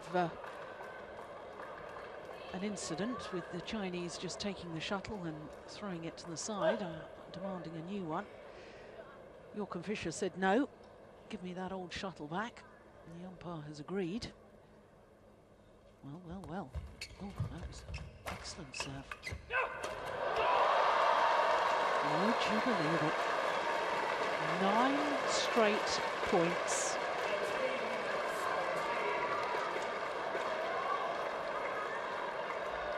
They've gone into the lead.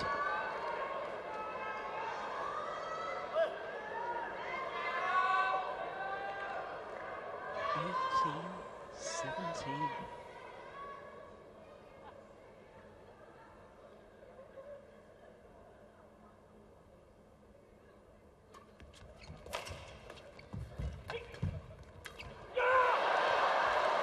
Ten straight points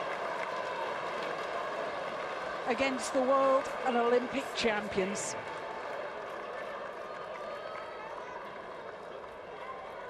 And it's all happened on the Joachim Fischer Nielsen serve, which I was criticising a little earlier. I eat my words.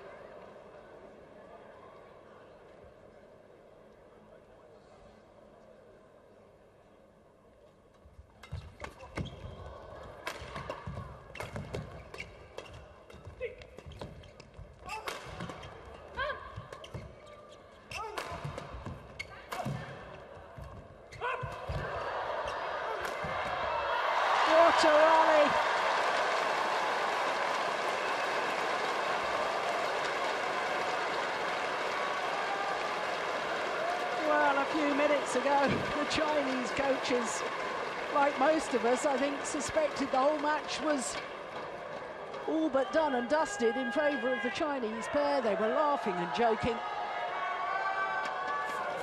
It's a whole different scenario now.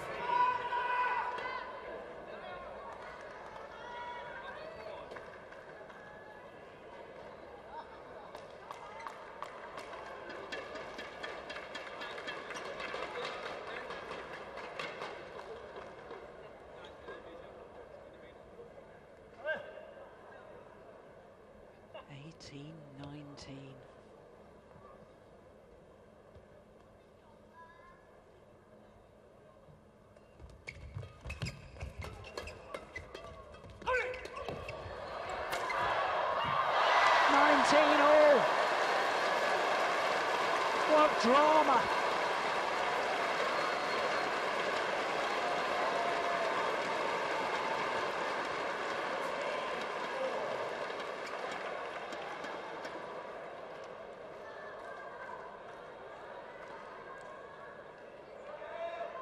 I dare to question his motivation. What a match. Who's got the nerve now?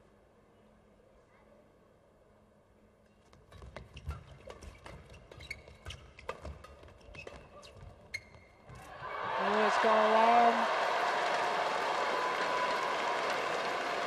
The world and Olympic champions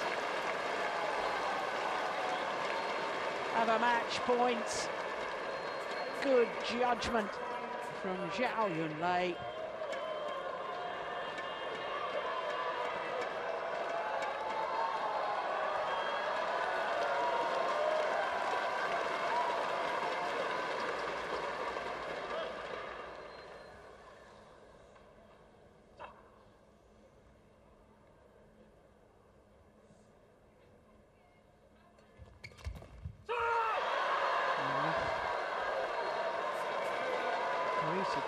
Silence from the crowd here. Match point saved. 20 all, moving, require extra points until there's a clear 2-point winning margin. Unless, of course, we got to 29 all, then it'd be sudden death, and I wouldn't put it past them. All four players playing so well.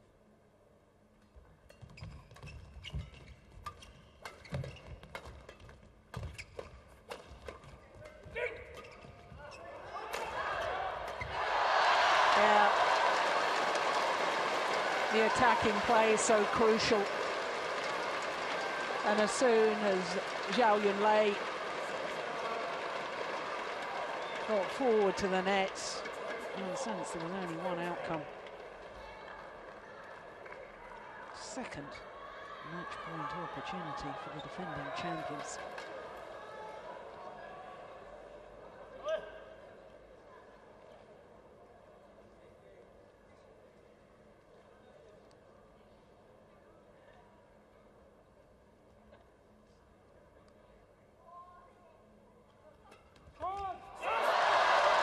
Service fault is called,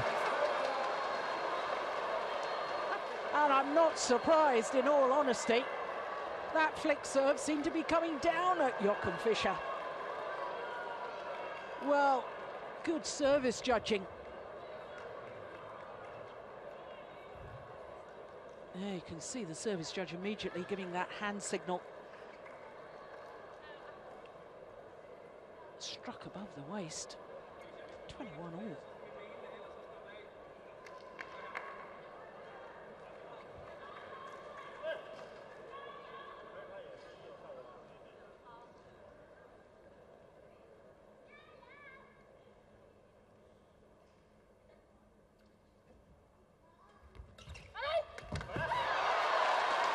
It's a good return in towards the tramline area.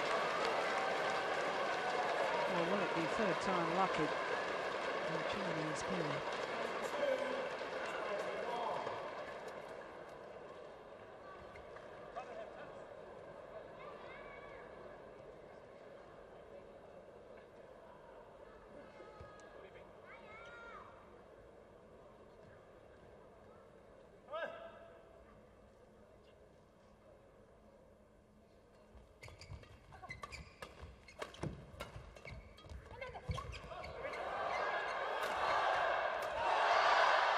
She's got it back. Would you believe it? But that's gone wrong. What a semi-final. The defending champions, the world and Olympic champions, Zhang and Xiaoli, win a thrilling mixed doubles semi-final, 23-21 in the deciding game.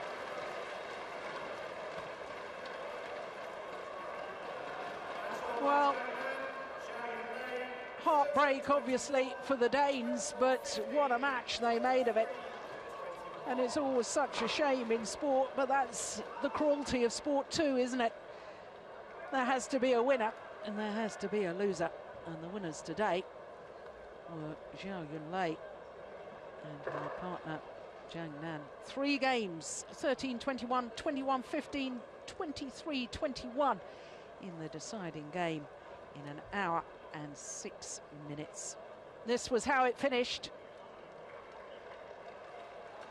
The lift was long.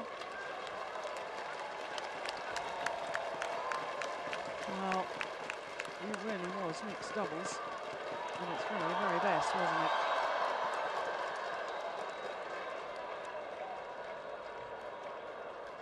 Well, they take leave of centre stage. And the chance to defend their mixed doubles title tomorrow.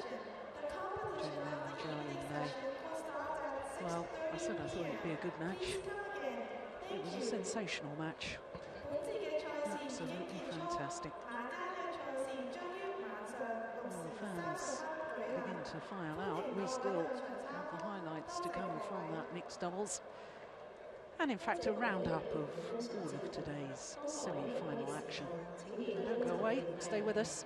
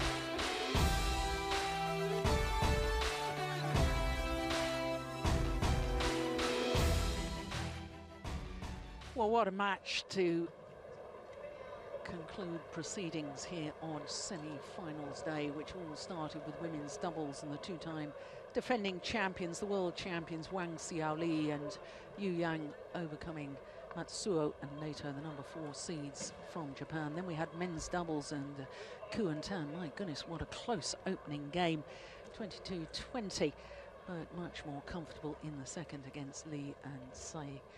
Then, of course, the world champion in the women's singles, Wang Yihan. My goodness, what a battle she had against the German Juliane Schenk.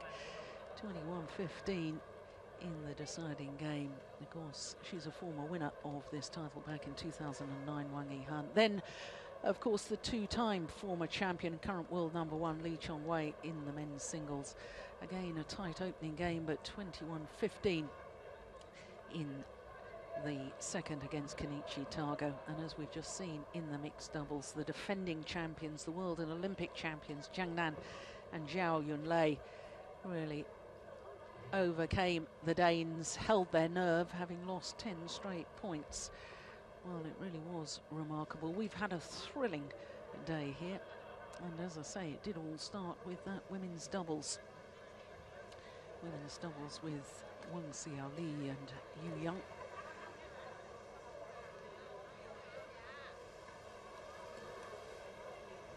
So the women's doubles.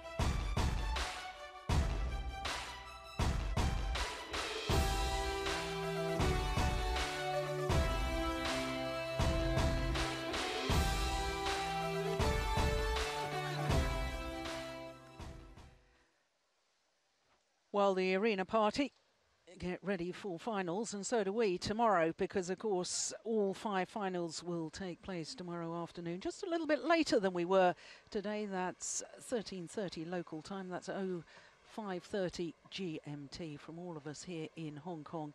Until tomorrow, especially from me, Jill Clark, do join us for the finals from the Hong Kong Open tomorrow, Sunday. See you then. Bye-bye.